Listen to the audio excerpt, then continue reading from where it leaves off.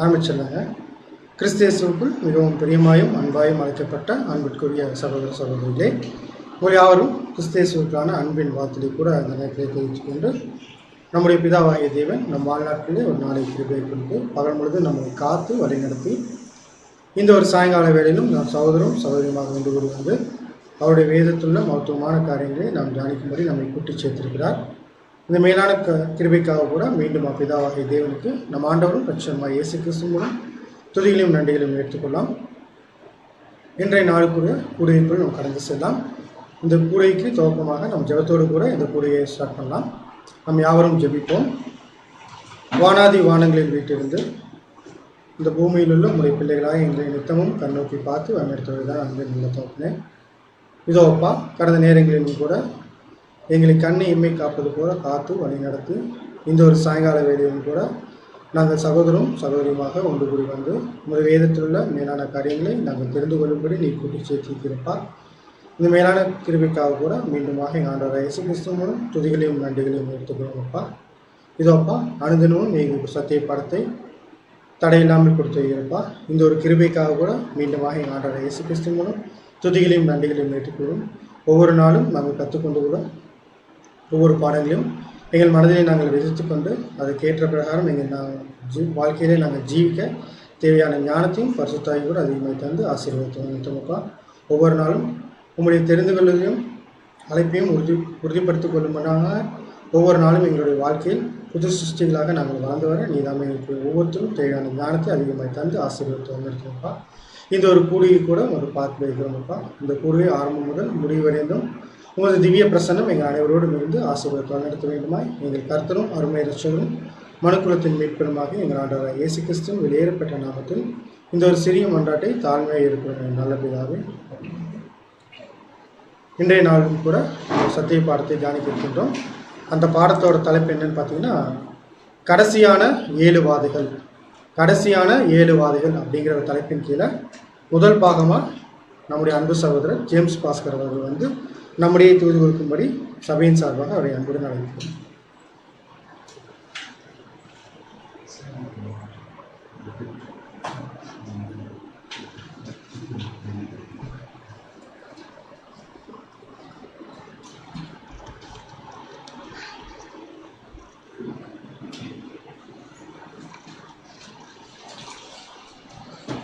கிறிஸ்து இயேசுக்குள் மிகவும் அன்பாய் அழைக்கப்பட்ட அன்புக்குரிய சகோதர சகோதரிகளே, அனைவருக்கும் பிதாவாகிய தேவனுடைய நாமத்தினாலும் நம்முடைய இரட்சகராகிய இயேசு கிறிஸ்துவின் நாமத்தினாலும் அன்பின் வாழ்த்துக்களை இந்த நேரத்தில் தெரிவித்துக் கொண்டு, தேவன் அவருடைய அளவற்ற கிருபை நிமித்தமாக இந்த உலகத்தில் கடைசி காலத்தில் வாழ்ந்து கொண்டிருக்கும் நமக்கு வேதத்தில் உள்ள இரகசியங்களையும் அவருடைய திட்டத்தின் பொருள்களையும் நாம் அறிந்து கொள்வதற்கு தேவன் கிருபை தந்து ஒவ்வொரு நாளும் நமக்கு தேவன் அருமையாய் சத்திய வசனங்களை சகோதரர்கள் மூலம் கொடுத்து வருகிறார்.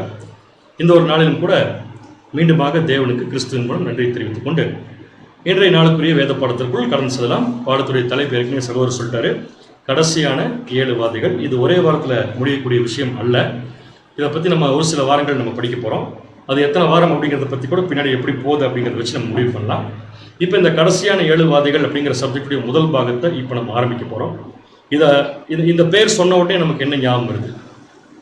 மற்ற கிறிஸ்தவ ஜனங்களுக்கு இந்த பேர் சொன்னோம்னா கண்டிப்பாக எதுவுமே ஞாபகத்துக்கு வராது. ஏன்னா இந்த ஒரு 7 வாதைகள் அப்படிங்கிற விஷயம் எந்த புஸ்தகத்துக்குள்ள இருக்கோ அந்த புஸ்தகத்தை அவங்க படிக்கவே மாட்டாங்க. அது வெளிப்படுத்தின விசேஷம். நமக்கு என்ன ஞாபகம் வருது? 7 வாதைகள் சொன்னாலும் என்னதான் ஞாபகம் வருது நமக்கு? முன்பு ஒரு காலத்தில் நாமெல்லாம் வெளிப்படுத்தின விசேஷம் படிக்கும் போது இந்த 7 வாதைகளை படித்தோம் அப்படிங்கிற ஞாபகத்துக்கு வருதா? என்ன முதல் இன்ஸ்டன்ட் நமக்கு என்ன ஞாபகத்துக்கு வருது? உலகத்துக்கு வரக்கூடிய ஆபத்துக்கள். ஓகே, எடுத்துக்கலாம். இந்த பதிலும் சரியான பதில் தான். இன்னும் நிறைய பதில்கள் இருக்குது பாருங்க. என்ன ஞாபகத்துக்கு வருதுன்னு கேட்கறேன். முதல்ல எடுத்த உடனே வெளிப்படுத்தின பாருங்க, வாதைகள் சொன்ன உடனே நமக்கு எகிப்தில் வந்த வாதைகள் எல்லாமே நமக்கு ஞாபகத்துக்கு வருது. இயற்கை. இன்னைக்கு நம்ம படிக்க போற இந்த சப்ஜெக்ட் ஏற்கனவே வெளிப்படுத்தின விசேஷம் படித்தவங்களுக்கு சரி, வெளிப்படுத்தின விசேஷத்தின் விளக்கங்கள் இனிமேல் படிக்க போறவங்களுக்கு சரி புரிகிற மாதிரி நான் வந்து கொஞ்சம் கம்பைன் பண்ணியிருக்கேன். அதனால நீங்க என்ன பண்ணீங்கன்னா, முதல்ல நமக்கு என்ன ஞாபகம் வரும்னா, இது எந்த புஸ்தகத்திலிருந்து இந்த 7 வாதைகள் எடுத்திருக்கோம் அப்படின்னு பார்த்தீங்கன்னா வெளிப்படுத்தின விசேஷம். இந்த வெளிப்படுத்தின விசேஷ புஸ்தகத்தை பேரை கேட்டாலே நிறைய பேருக்கு அலர்ஜியா இருக்கும். ஆனா சத்தியத்தில் இருக்கிற பிள்ளைகளுக்கு இதோடைய ரகசியம் என்னங்கிறது நல்லா புரிஞ்சதுனால சுவாரஸ்யம் ரொம்ப அதிகமா இருக்கும் வெளிப்படுத்தின விசேஷம் படிக்கிறதுக்கு. அப்ப அந்த சுவாரஸ்யம் எந்த அடிப்படையில் வரணும் அப்படின்னா, மற்ற புஸ்தகங்கள் படிக்கிற மாதிரி வெளிப்படுத்தின விசேஷ புஸ்தகம் படித்த உடனே புரியாது. மற்ற புஸ்தகங்கள் ஒரு சில புஸ்தகங்கள் விளக்கமாக இருக்கலாம், ஒரு சில புஸ்தகங்கள் வந்து ஓமைகளாக எழுதப்பட்டிருக்கலாம், ஒரு சில விஷயத்துக்குள்ள டைப் அண்ட் டைப் இருக்கலாம். பட் அதெல்லாம் படிக்கக்கூடிய மெத்தடை வந்து நம்ம நல்லாவே தெரிஞ்சிருப்போம். நம்முடைய ஆண்டவர் பேசுகிற ஒரு வசனத்துலேயும் ஏதாவது ஒரு விளக்கம் கொடுக்கறதுக்கு ஒரு க்ளூ வச்சிருப்பார். தீர்க்கதரிசிகள் பார்த்தீங்கன்னா அவங்க பேசுகிற தீர்க்க தரிசனத்தில் உள்ள விளக்கம் என்னங்கிறத புரிஞ்சுக்கிறதுக்கு அந்த அதிகாரத்துக்குள்ளே ஏதாவது ஒரு க்ளூ வச்சிருப்பாங்க. ஆனால் வெளிப்படுத்தின விசேஷ புஸ்தகத்தை பொறுத்த வரைக்கும் அது என்னென்னு தெரியாமல் படிக்கிறவங்களுக்கு கடைசி வரைக்கும் ஒன்றுமே புரியாது. என்னென்னு தெரியாமல் படிக்கிறவங்களுக்கு கடைசி வரைக்கும் ஒன்றுமே புரியாது. அப்போ அந்த பேக்ரவுண்டு எதுக்காக எழுதப்பட்டது அப்படிங்கிறத தெரிஞ்சால் தான் அந்த விஷயம் வந்து முற்றிலுமாக புரியும். அப்படிங்கிறத முதல்ல நம்ம ஞாபகம் வச்சுட்டு நாம் போகிற ரூட்டில் அப்படியே போகலாம். இப்போ நான் என்ன பண்ண போகிறேன், நிறையா வசனங்கள் வெளிப்படுத்தின விசேஷத்துலேருந்து வரலாம். ஆனால் அந்த வசனம் இருக்கிற எல்லா விஷயத்துக்கும் விளக்கம் நம்ம பார்க்க போகிறது இல்லை. நம்முடைய பாயிண்ட் என்ன, இந்த கடைசியான 7 வாதிகள். சரி பிரதர், என்ன எடுக்க போறீங்க? இந்த கடைசியான 7 வாதிகள் அப்படிங்கிற சப்ஜெக்ட் கீழே நீங்க என்ன எடுக்க போறீங்க? வெளிப்படுத்தின விசேஷத்துக்குள்ள போய் நீங்க இந்த 7 வாதிகளை பத்தின விளக்கம் எடுக்க போறீங்க. ஆமா, எடுக்க போறோம். அதுல மாற்றமே இல்லை. அதுக்கு ஒரு காரணம் இருக்கு. ஆனா இந்த 7 வாதிகளை பத்தி நம்ம படிக்க போறதுக்கு முக்கியமான காரணம் என்ன, சில கம்பேரிசன்ஸ் நம்ம பண்ண போறோம். பைபிள்லயே தேவன் கொடுத்திருக்கிற மற்ற இடத்துல இருக்கிற சில வாதிகள் பத்தி நம்ம கம்பேர் பண்ண போறோம். அதுக்கு இந்த 7 வாதிகளை இப்ப ஆதாரமா எடுத்திருக்கோம். அப்ப இந்த வெளிப்படுத்தின விசேஷ புஸ்தகத்தில் கொடுக்கப்பட்டிருக்கிற இந்த கடைசியான 7 வாதிகளுடைய கான்செப்டை நம்ம முதல்ல படிச்சுட்டு அந்த கான்செப்டை எதற்கு கூடலாம் கம்பேர் பண்ண போறோம் அப்படின்னு சொல்லி பார்த்தீங்கன்னா, ஃபர்ஸ்ட் பாயிண்ட் எகிப்துல நடந்த 10 வாதிகள். இப்போ நமக்கு ஒரு கேள்வி வரலாம், வாதிகள்ங்கிற வார்த்தை தான் ஒன்னா இருக்கு, ஆனா எகிப்துல நடந்த வாதம் வேற, வெளிப்படுத்தின விசேஷத்தில் நடந்த வாதிகள் வேறையா இருக்குது. இதை எப்படி நீங்க கம்பேர் பண்ணுவீங்க அப்படின்னு சொல்லி கேட்டால் கம்பேர் பண்ணுவோம். அது எப்படிங்கிறத கம்பேர் பண்றப்ப நாம அதை என்ன பண்ணலாம் படிச்சுக்கலாம். அடுத்தது வெளிப்படுத்தின விசேஷ புஸ்தகத்துக்குள்ளேயே இன்னொரு கம்பேரிசன் இருக்கு. இந்த கடைசியான 7 வாதிகளை நம்ம எது கூட கம்பேர் பண்ண போறோம், 7 எக்காலத்தோட கம்பேர் பண்ண போறோம். 7 எக்காலம் நமக்கு தெரியும், சபை, முத்திரை, எக்காலம். அதுல 7 எக்காலம் ஊதுறாங்க இல்லையா, அந்த 7 எக்காலத்தோடையும் இந்த 7 வாதிகளை நம்ம கம்பேர் பண்ண போறோம். அடுத்த பாயிண்ட், பழைய ஏற்பாட்டுல எரேமியா 50ஆம் அதிகாரம், அதுலயும் பாபிலோனை பத்தி சொல்லியிருக்கு. அந்த எரேமியா 50ஆம் அதிகாரத்துல 7 பட்டயம் இருக்கு. அந்த 7 பட்டயத்தை இந்த 7 வாதிகளோட நம்ம கம்பேர் பண்ண போறோம். இதெல்லாம் படிக்கிறதா நம்ம இந்த ஸ்டடியில் அப்படியே வருது நமக்கு. ஸோ எரேமியா 50ஆம் அதிகாரத்தில் இருக்கிற 7 பட்டயம் வரப்போது. ரொம்ப சுவாரஸ்யமான விஷயம் என்ன, அப்போஸ்தலனாகிய பவுல், யோவான் வந்து இந்த விஷயம் பார்க்கறதுக்கு முன்னாடியே அப்போஸ்தலனாகிய பவுல் இந்த வாதையை பத்தி எழுதியிருக்காரு. அவர் ஒரே ஒரு வாதையை பத்தி எழுதியிருக்காரு. யாராவது சொல்ல முடியுமா? அப்போஸ்தலனாகிய பவுல் ஒரு வாதையை பத்தி எழுதியிருக்காரு. வெளிப்படுத்தின விசேஷத்தில் வரக்கூடிய வாதையை பத்தி எழுதியிருக்காரு. க்ளூ தரேன் உங்களுக்கு. அப்போஸ்தலனாகிய பவுல் கடைசி எக்காலம் தொனிக்கும் போது அப்படிங்கிற வார்த்தை ஞாபகம் வருதா? தெசலோனிக்கேயர் புத்தகத்துல கடைசி எக்காலம் தொனிக்கும் போது நாம் எல்லாம் மரித்தோர் உயிரோடு எழுந்திருப்பார்கள், அந்த வசனம் படிச்சு ஞாபகம் இருக்கா? அப்ப அப்போஸ்தலனாகிய பவுலுக்கு இந்த எக்காலத்தை பத்தி தெரிஞ்சிருக்கு.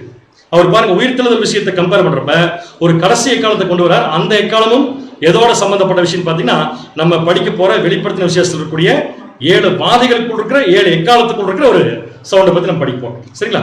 அடுத்து பாத்தீங்கன்னா, பழைய ஏற்பாட்டில் எரிகோ, அதனுடைய மதில், அதனுடைய வீழ்ச்சி, அதையும் நம்ம இந்த 7 வாதிகளோட கம்பேர் பண்ண போறோம். அதுக்கப்புறம் பாத்தீங்கன்னா, வெளிப்படுத்தின விசேஷத்துல 3 ஐயோ வருது, 7 வாதிகள் வருது. 3 ஐயோ பிளஸ் 7 வாதிகள் ஈக்குவல் டு எகிப்தில் நடந்த 10 வாதிகளுக்கு மேட்ச் ஆகும். 3 ஐயோ பிளஸ் 7 வாதிகள் ஈக்குவல் டு 10 வாதிகள். இந்த 3 ஐயோங்கிறத நம்ம வெளிப்படுத்தின விசேஷம் படிச்சவங்களுக்கு தெரிஞ்சிருக்கும். 3 ஆபத்துன்னு படிச்சிருப்போம், அது ஐயோன்னு சொல்லி சொல்லப்பட்டிருக்கும். அதனால 3 ஐயோன்னு போட்டிருக்கேன். இந்த கம்பேரிசன் தான் நம்ம இந்த சப்ஜெக்ட்ல முற்றிலுமா நம்ம படிக்க போறோம். ஸோ இந்த கம்பேரிசன்ஸ் எல்லாமே கடைசியான 7 வாதிகளா இருக்கிற வெளிப்படுத்தின விசேஷத்தோட கம்பேர் பண்ணணும்னா நமக்கு முதல்ல என்ன தெரிஞ்சுக்கணும். நான் பாட்டுக்கு அப்படியே பேசிட்டே போனேன்னு வச்சுக்கோங்களேன், ஒரு பாயிண்ட்ல நமக்கு எதுவுமே புரிபடாது. இப்போ நான் பண்ண போற இந்த கம்பேரிசன்ஸ் எல்லாம் எகிப்தில் நடக்கிற 10 வாதிகள், 7 எக்காலத்தோட கம்பேர் பண்றது, எரேமியால வரக்கூடிய 7 பட்டயத்தோட கம்பேர் பண்றது, அப்போஸ்தலனாகிய பவுல் கடைசி எக்காலத்தை பத்தி பேசியிருக்கார், அதை கம்பேர் பண்றது, அப்புறம் எரிகோவுடைய மதிலுடைய வீழ்ச்சியோட கம்பேர் பண்றது, அப்புறம் 3 ஐயோ பிளஸ் 7 வாதிகள் ஈக்குவல் டு எகிப்தில் நடந்த 10 வாதிகள் அப்படின்னு கம்பேரிசன்லாம் பண்ணணும்னா முதல்ல நமக்கு என்ன தெரிஞ்சுக்கணும், அது நமக்கு ரொம்ப ரொம்ப முக்கியம். ஃபர்ஸ்ட் என்ன தெரிஞ்சுக்கணும்? ரொம்ப கடினமான பதில் இருக்காது. முதல்ல இந்த 7 வாதிகள் என்னன்னு தெரிஞ்சுக்கணும். முதல்ல இந்த 7 வாதிகள் என்னன்னு தெரிஞ்சுக்கணும். ஸோ 7 வாதிகள் என்னன்னு தெரிஞ்சுக்கிற ஆர்வம் இருந்தா அடுத்தது நம்ம வெளிப்படுத்தின விசேஷத்துக்குள்ள போகலாம், புஸ்தகத்துக்குள்ள போகலாம். சரி, வெளிப்படுத்தின விசேஷ புஸ்தகத்துக்குள்ள போனா 7 வாதிகளை கண்டுபிடிச்ச முடியுமா? அதாவது கண்டுபிடிக்கிறதுக்கு வெளிப்படுத்தின விசேஷத்துக்குள்ள போகணும்னு தெரியுது, பட் வெளிப்படுத்தின விசேஷத்துக்குள்ள போன உடனே கண்டுபிடிச்ச முடியுமா? கண்டிப்பா முடியாது. அதுக்கு என்ன பண்ணணும்னா வெளிப்படுத்தின விசேஷ புஸ்தகத்தை எப்படி படிக்கிறதுன்னு படிக்கணும். வெளிப்படுத்தின விசேஷ புஸ்தகத்தை எப்படி படிக்கிறதுன்னு படிக்கணும். ஸோ வெளிப்படுத்தின விசேஷ புஸ்தகத்தை ஒரு சரித்திர புஸ்தகமா நம்ம கம்பேர் பண்ணி எடுத்துக்கிறோம். அப்படி கம்பேர் பண்ணி எடுக்கிறப்ப சரித்திரத்தை, யாருடைய சரித்திரத்தை சொல்லி பார்த்தீங்கன்னா கிறிஸ்துவுக்கு பின்னாடி வரப்போற சபையின் சரித்திரம். சிம்பிளா சொல்ல போனா சுவிசேஷ யுகத்தின் சரித்திரம். சுவிசேஷ யுகத்தின் சரித்திரம். சரி, சுவிசேஷ யுகம் எங்க ஆரம்பிக்குது, எங்க முடியுது, அந்த கேள்வி வந்துடலாம். நம்ம தெரிந்த கேள்விகளை கொஞ்சம் பார்க்கலாம். சுவிசேஷ யுகத்தினுடைய சரித்திரம் எங்க ஆரம்பிக்குது, எங்க முடியும் கேட்கறது. இயேசு கிறிஸ்துடைய ஞானஸ்நானம் வச்சுக்கலாம், தப்பில்லை. ஓகே ரைட், அங்கிருந்து சுவிசேஷ யுகம் ஆரம்பிக்குன்னு வச்சுக்கலாம். மரணத்துல இருந்து சொன்னாலும் அது கரெக்டா, பெந்தெகோஸ்து சொன்னாலும் அது கரெக்டா. எங்க முடிவடையுது? சபையினுடைய கடைசி நபர், அவருடைய உயிர்த்தெழுதல், அவருடைய மரணம், அது வரைக்கும் பாத்தீங்கன்னா இந்த சுவிசேஷகம் கண்டினியூ ஆகும் இல்லையா? சோ இந்த சுவிசேஷகம் ஆரம்பிச்சிருச்சா இன்னும் ஆரம்பிக்கலையா? ஆரம்பிச்சிருச்சா ஆரம்பிக்கலையா? ஆரம்பிச்சிருச்சு. அடுத்த கேள்வி என்ன கேட்க போறேன்னு தெரிஞ்சிருக்கும். முடிஞ்சிருச்சா இன்னும் முடியலையா? முடியல. ஏன் முடியாம இருக்கு? கடைசி மெம்பருடைய செலக்ஷன் என்ன இல்லைங்க, கம்ப்ளீட் ஆகல. அதுக்காக இப்ப நம்ம எல்லாரும் ஓடிட்டு இருக்கிறோம். இப்ப இந்த சரித்திரத்தை இயேசு கிறிஸ்துவின் ஞானஸ்தானத்திலிருந்து சபையின் கடைசி மெம்பர் இன்னும் முடியாம இருக்கிற ஒரு சரித்திரத்தை வெளிப்படுத்தின விசேஷ புஸ்தகம் 3 ஆங்கிள் சொல்லியிருக்கும். அந்த 3 ஆங்கிள் என்னென்ன? சபை, முத்திரை, எக்காலம். ஏன் ஒரே விஷயத்த 3 ஆங்கிள் சொல்லியிருக்கு? ஏன் ஒரே சரித்திரத்தை 3 ஆங்கிள் சொல்லியிருக்குன்னா 3 விதமான கம்பாரிசன் ஒரே காலப்பகுதிக்கு தேவன் கொடுக்கிறார். காரணம், எல்லா வியூல இருந்து ஒரு விஷயத்தை என்ன பண்ணணும், பார்க்கணும். அதுக்கப்புறம் நம்ம இருக்கிற காலப்பகுதியிலையும் நம்ம இருக்கிற வாழ்க்கையுடைய முக்கியத்துவத்தை நம்ம புரிஞ்சுக்கணும். நம்மள எந்த சபையின் காலப்பகுதியில் இருக்கோம்? எத்தனை சபையின் காலப்பகுதி? டவுட் இருக்காரு. 7ஆம் சபை. அப்படின்னா மொத்தம் எத்தனை சபையின் பீரியட் மொத்தம் எவ்வளவு இருக்கு? 7. அப்ப சுவிசேஷத்தை தேவனே எத்தனையா பிரிச்சிருக்காரு? 7ஆ பிரிச்சிருக்காரு. அப்ப சபைனா அதுல 7 சபையினுடைய சரித்திரம். முத்திரைன்னு சொன்னா 7 சபையின் சரித்திரத்துக்குள் இருக்கிற முத்திரையினுடைய வியூ. எக்காலம் சொன்னா 7 சபையின் சரித்திரத்துக்குள் இருக்கிற எக்காலம் முதனுடைய சத்தம். சோ எல்லாமே 7 இருக்கு. அந்த 7 அந்த சபையின் சரித்திரத்தை தேவன் 3ஆ பிரிச்சிருக்காரு. ஒன்னு சபை, இன்னொன்னு முத்திரை, இன்னொன்னு எக்காலம். இந்த 3 ஒரே காலப்பகுதியை பத்தி தான் சொல்லுது. ஆனா சொல்ற விதம் வேற வேற. என்ன விதம் வேற? சபை அப்படிங்கிற மெத்தட்ல தேவன் சொல்லும் போது வெளிப்படுத்தின விசேஷத்துல எப்படி சொல்லுவாருன்னு பாத்தீங்கன்னா, முதல்ல அந்த சபைக்கு தூதர் யார்? அந்த சபைக்கு தூதர். அப்ப என்ன கண்டுபிடிச்சோம்? சபைனா கண்டிப்பா ஒரு தூதர் கட்டாயமா இருந்தாலும். சபையின் தூதர் யார்? அடுத்து அந்த சபை, பர்டிகுலர் சபை, எந்த சபை பத்தி பேசுறாரோ அந்த சபையினுடைய குறைபாடுகள் என்ன, அந்த சபையினுடைய நிறைகள் என்ன, அந்த சபையில என்ன பண்ணுனா ஜெயம் கொள்ளுகிறவர்களுக்கு பரிசு என்ன கிடைக்கும் அப்படிங்கிற மாதிரி சொல்றதா சபையினுடைய வியூ. அடுத்த முத்திரைங்கிற வியூ. முத்திரைங்கிற வியூ என்ன சொல்லி பாத்தீங்கன்னா, அதே சபையின் சரித்திரத்தில் இருக்கிற ஒவ்வொரு காலப்பகுதி, 7 காலப்பகுதியில ஒவ்வொரு காலப்பகுதியிலும் உலக சரித்திரம் நடந்திருக்கு இல்லையா? வேர்ல்டுக்கு ஒரு ஹிஸ்டரி இருக்கு இல்லையா? அந்த வேர்ல்ட் ஹிஸ்டரி சபை சரித்திரத்தை எப்படி பாதித்தது அப்படிங்கிறது முத்திரைங்கிறாங்க. இதெல்லாம் நம்ம ஏற்கனவே படிச்ச விஷயம் தான், மற்றவங்களும் பார்க்கறதுனால நான் ரிப்பீட் பண்றேன். நம்ம மறந்துருந்தா நம்ம ஞாபகப்படுத்திக்கலாம். அதே அடுத்தது எக்காலம் அப்படிங்கிற வியூ என்ன சொல்லி கேட்டா, அதே 7 சபையினுடைய சரித்திரம், சேம் காலப்பகுதி. ஆனா 7 சபையினுடைய தூதர்கள் கொடுத்த எக்கால சத்தம் உலக சரித்திரத்தை எப்படி பாதித்தது. ஒரு தடவை சொல்லிடலாம் எல்லாருமே மனசுக்குள்ள பதிவு வச்சுக்கிறதுக்கு. ஏன்னா கோயம்புத்தூர்ல இதை எடுத்து முடிச்சுட்டு ஒரு 6 மாசம் கழிச்சு ஏதோ ஒரு சப்ஜெக்ட்ல கேள்வி கேட்கிறப்ப இது 3 வியூக்குடைய விளக்கம் சொல்றது ரொம்ப கஷ்டமா இருந்துச்சு. அதனால நம்ம இப்ப அடுத்த சில வாரங்கள் இதை பார்க்க போறதுனால நல்ல அந்த வியூவை ஞாபகம் வச்சுக்கலாம். சோ சபை அப்படிங்கிற ஆங்கிள் தேவன் என்ன சொல்ல வருவார்? சபையினுடைய தூதர்கள் யாரு, நிறை குறை, வெற்றி பெற்றா என்ன கிடைக்கும், எப்படி வெற்றி பெறதுன்னு சொல்லுவார். அடுத்த முத்திரைங்கிற ஆங்கிள் என்ன சொல்லுவாரு? அந்தந்த சபையின் காலப்பகுதியில வேர்ல்ட் ஹிஸ்டரி சபை எப்படி பாதிச்சது. அடுத்தது எக்காலம் அப்படிங்கிற வியூல 7 சபையின் தூதர்கள் அந்தந்த சபையின் காலத்துல ஊதுன எக்காலம், சத்தியம் அதான் எக்காலம், ஊதுன எக்காலம் உலக சரித்திரத்தை எப்படி பாதிச்சது. இப்ப நீங்க ஒரு இதை புரிஞ்சுக்கிறதுக்கு இன்னொரு கேள்வி கேட்கிற பதில் சொல்ல முடியுமான்னு பாருங்க. எக்காலம் அப்படிங்கிற வியூல தூதர்கள் ஊதின எக்காலம் சபையை பாதிச்சிருக்கும், உலகத்தை பாதிக்குமா? ஒரு கேள்வி. பாதிச்சிருக்கு. இது ஒரு எக்ஸாம்பிள் சொல்லுங்க. ஒரு சபையின் தூதன் ஊதின எக்காலம் உலக சரித்திரத்தையே புரட்டி போட்டுச்சு. அந்த சரித்திரம் எதுன்னு சொல்ல முடியுமா? பாதிச்சதுன்னு சொன்ன ஸ்பீடா கரெக்ட் சொல்லுங்க. பிரெஞ்சு புரட்சி. அருமையான பாயிண்ட். பிரெஞ்சு 5ஆம் சபையின் காலம், 6ஆம் சபையின் காலம், எல்லா சபையின் காலத்தில் எடுத்து பாருங்க. அந்தந்த சபையின் தூதர்கள் ஊதின எக்கால சத்தம் உலக சரித்திரத்தையே மாத்திருக்கு. அப்படிப்பட்ட ஒரு விஷயம் தான் வெளிப்படுத்தின விசேஷ புஸ்தகத்துக்குள்ள அடையாள பாஷையில கொடுக்கப்பட்டிருக்கு. இப்ப நம்ம எதுக்கு அந்த சப்ஜெக்ட் பார்க்க வந்திருக்கோம்னா, வெளிப்படுத்தின விசேஷத்தில் இருக்கக்கூடிய 7 வாதைகளை புரிஞ்சுக்கிட்டு அந்த 7 வாதைகளை மற்ற விஷயங்களோட கம்பேர் பண்ண போறோம். அதுக்கு வெளிப்படுத்தின விசேஷ புஸ்தகத்தினுடைய வியூவை பத்தி நம்ம என்ன பண்ணிட்டோம்னா ஃபர்ஸ்ட் நம்ம படிச்சிட்டோம். சோ நேரம் எங்க போயிடலாம்னா 7 வாதைகளுக்கு போயிடலாம். 7 சபையில 7 முத்திரைகள்ல 7 அக்காலங்கள். நேரம் எங்க போறோம்? 7 வாதைகளுக்குள்ள போறோம். எங்க இருந்து ஆரம்பிக்குதுன்னு பாத்தீங்கன்னா வெளிப்படுத்தின விசேஷம் 15ஆம் அதிகாரம் 1ஆம் வசனம். வெளிப்படுத்தின விசேஷம் 15ஆம் அதிகாரம் 1ஆம் வசனம். பின்பு வானத்திலே பெரிதும் ஆச்சரியமுமான வேறொரு அடையாளமாகிய கடைசியான 7 வாதைகளையுடைய 7 தூதரை கண்டேன். அவைகளால் தேவனுடைய கோபம் முடிகிறது. சோ இந்த வசனத்துல நீங்க ஒவ்வொரு வார்த்தைக்கு என்ன அர்த்தம்னு சொல்லி என்னை இப்ப சொல்ல சொன்னீங்கன்னா இன்னொரு 6 மாசம் ஆகும் எனக்கு சப்ஜெக்ட் முடிக்கிறதுக்கு. ஏன்னா இந்த 7 வாதிகளை பத்தி எடுக்கிறதுக்கு மட்டுமே வாரம் எடுத்த சப்ஜெக்ட்ல 6 வாரம் எடுத்திருக்கோம். 7 வாதிகளை பத்தி படிக்கிறதுக்கு மட்டுமே 6 வாரம் எடுத்திருக்கோம். இப்ப நம்ம என்ன பண்ண போறோம்? 7 வாதிகளை மற்ற விஷயத்தோட கம்பேர் பண்ணோம்னா 7 வாதிகளுக்குள்ள அதிகமா நம்ம டீப்பா இப்ப போக முடியாது. சோ மேலோட்டமா வசனத்தை வச்சு என்ன விளக்கங்கிறது மட்டும் நம்ம என்ன பண்ணல பாத்துடலாம். இப்ப என்ன கொஸ்டின்னா, இந்த வசனத்துல யோவான் ஒரு காட்சி பார்க்கிறாரு. அந்த காட்சியை ரெக்கார்ட் பண்ணி எழுதியிருக்கார். எந்த அதிகாரத்துல? 15ஆம் அதிகாரம் 1 வசனத்துல என்ன எழுதியிருக்காரு? ஒரு அடையாளத்தை பார்த்தாராமா. அந்த அடையாளம் எப்படி இருந்துச்சாமா? பெருசா இருந்துச்சாமா? ஆச்சரியமா இருந்துச்சாமா? அதுல என்ன பார்த்தாருன்னா கடைசியான 7 வாதைகளை உடைய, கடைசியான 7 வாதைகளை உடைய 7 தூதரை நான் என்ன பண்ணேன்? பார்த்தேன். அவைகளால் அப்படின்னா அந்த வாதைகளால் தேவனுடைய கோபம் என்ன ஆகுதுங்க? முடிகிறது. இப்ப நம்முடைய கொஸ்டின் எதை பத்தி மட்டும் இருந்தா போதும்னா, இங்க நிக்கிற 7 தூதர் கையில என்ன இருக்குன்னா 7 வாதை இருக்கு. இதெல்லாம் படிச்சிருப்போம். அவங்க கையில ஒரு பொற்கலசம் இருக்கும் இல்லையா? அந்த கலசத்துல என்ன வச்சிருப்பாங்க? வாதைகள் வச்சிருப்பாங்க. அந்த வாதைகளை கொட்ட போறாங்க. இப்ப இன்ட்ரோடக்ஷன் சீன்ல இந்த 7 பேர் நிக்கிறத யோவான் பார்த்துட்டாரு. இப்ப யார் இந்த 7 தூதர்கள் கண்டுபிடிக்கணும்? யாரா இருக்கும்? 7 பரிசுத்தவான்கள் யாரா இருக்குன்னு சொல்லி கேட்கிறேன். யாரா இருக்குன்னு கேட்கறதுக்கு அடுத்த வசனத்துல க்ளூ கொடுத்தாரு. இவங்க யாருன்னா வாசிக்கலாம். வெளிப்படுத்தின விசேஷம் 15ஆம் அதிகாரம் 2ஆம் வசனம். வெளிப்படுத்தின விசேஷம் 15ஆம் அதிகாரம் 2ஆம் வசனம். அன்றியும் அக்கினி கலந்த கண்ணாடி கடல் போன்ற ஒரு கடலையும் மிருகத்திற்கும் அதன் சொரூபத்திற்கும் அதன் முத்திரைக்கும் அதன் நாமத்தின் இலக்கத்திற்கும் உள்ளாகாமல் எதற்கு உள்ளாகாமல்? மிருகம், மிருகத்தின் சொரூபம். சொன்ன டக்குன்னு நமக்கு என்ன ஞாபகம் வரணும்? மிருகம், மிருகத்தின் சொரூபம். டக்குன்னு ஞாபகம் வருது போப்பு மார்க்கம், ப்ராட்டஸ்டன்ட். 2 தான்.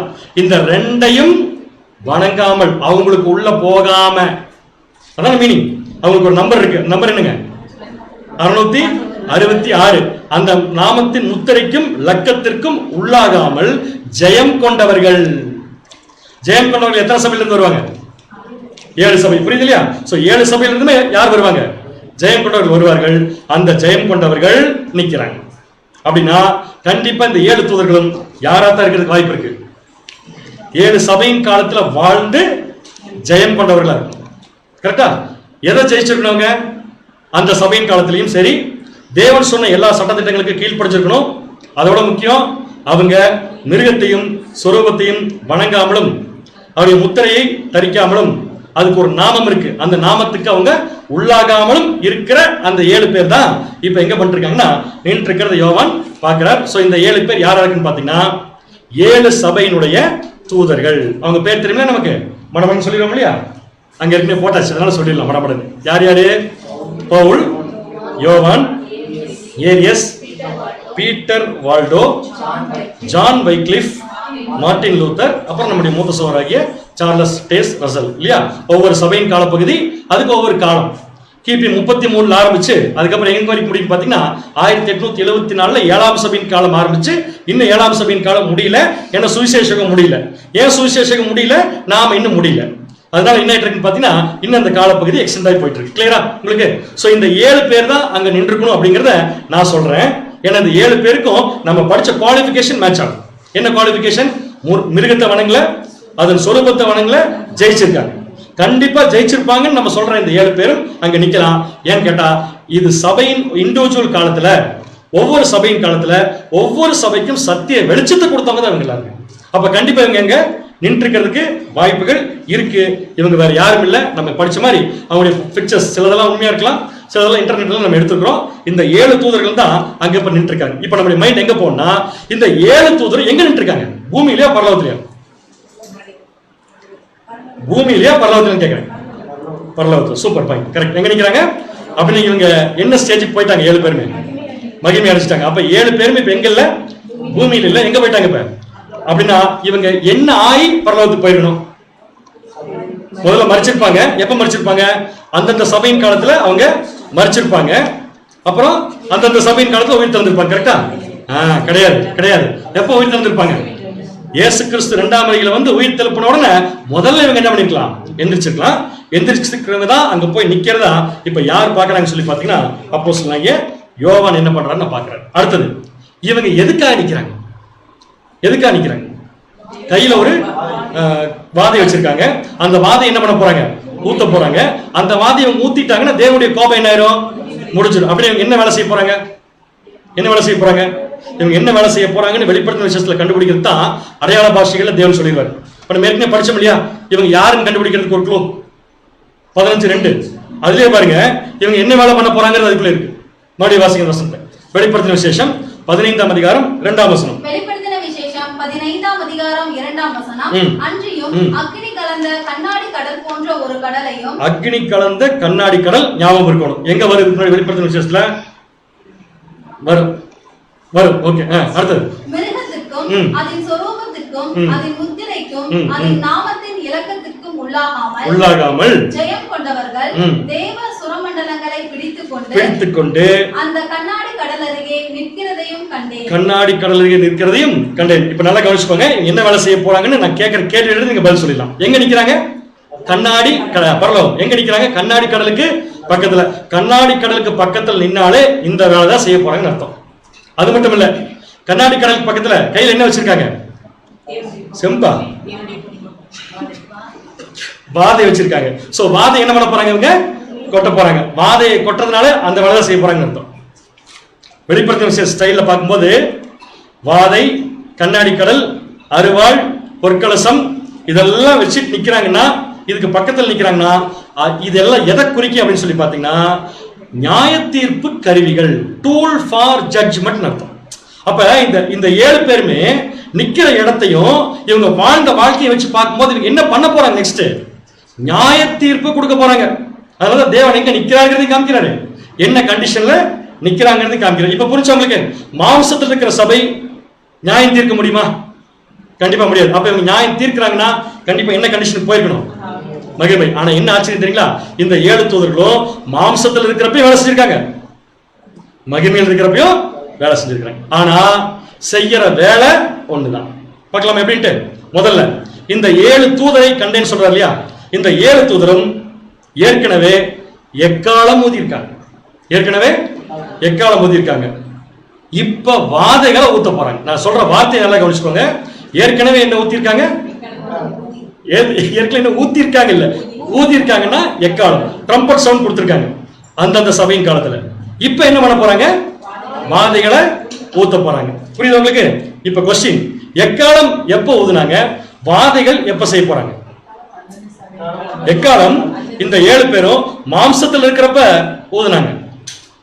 வாதைகளை எப்ப ஊத்த போறாங்கன்னா இந்த 7 பேரும் மகிமை அடைச்சதுக்கு அப்புறம் ஊத்த போறாங்க. அடுத்த வித்தியாசம் 7 பேருமே எக்காலம் மாம்சத்தில் இருக்கிறப்ப அந்தந்த சபையின் கால பகுதியில் ஊதுனாங்க.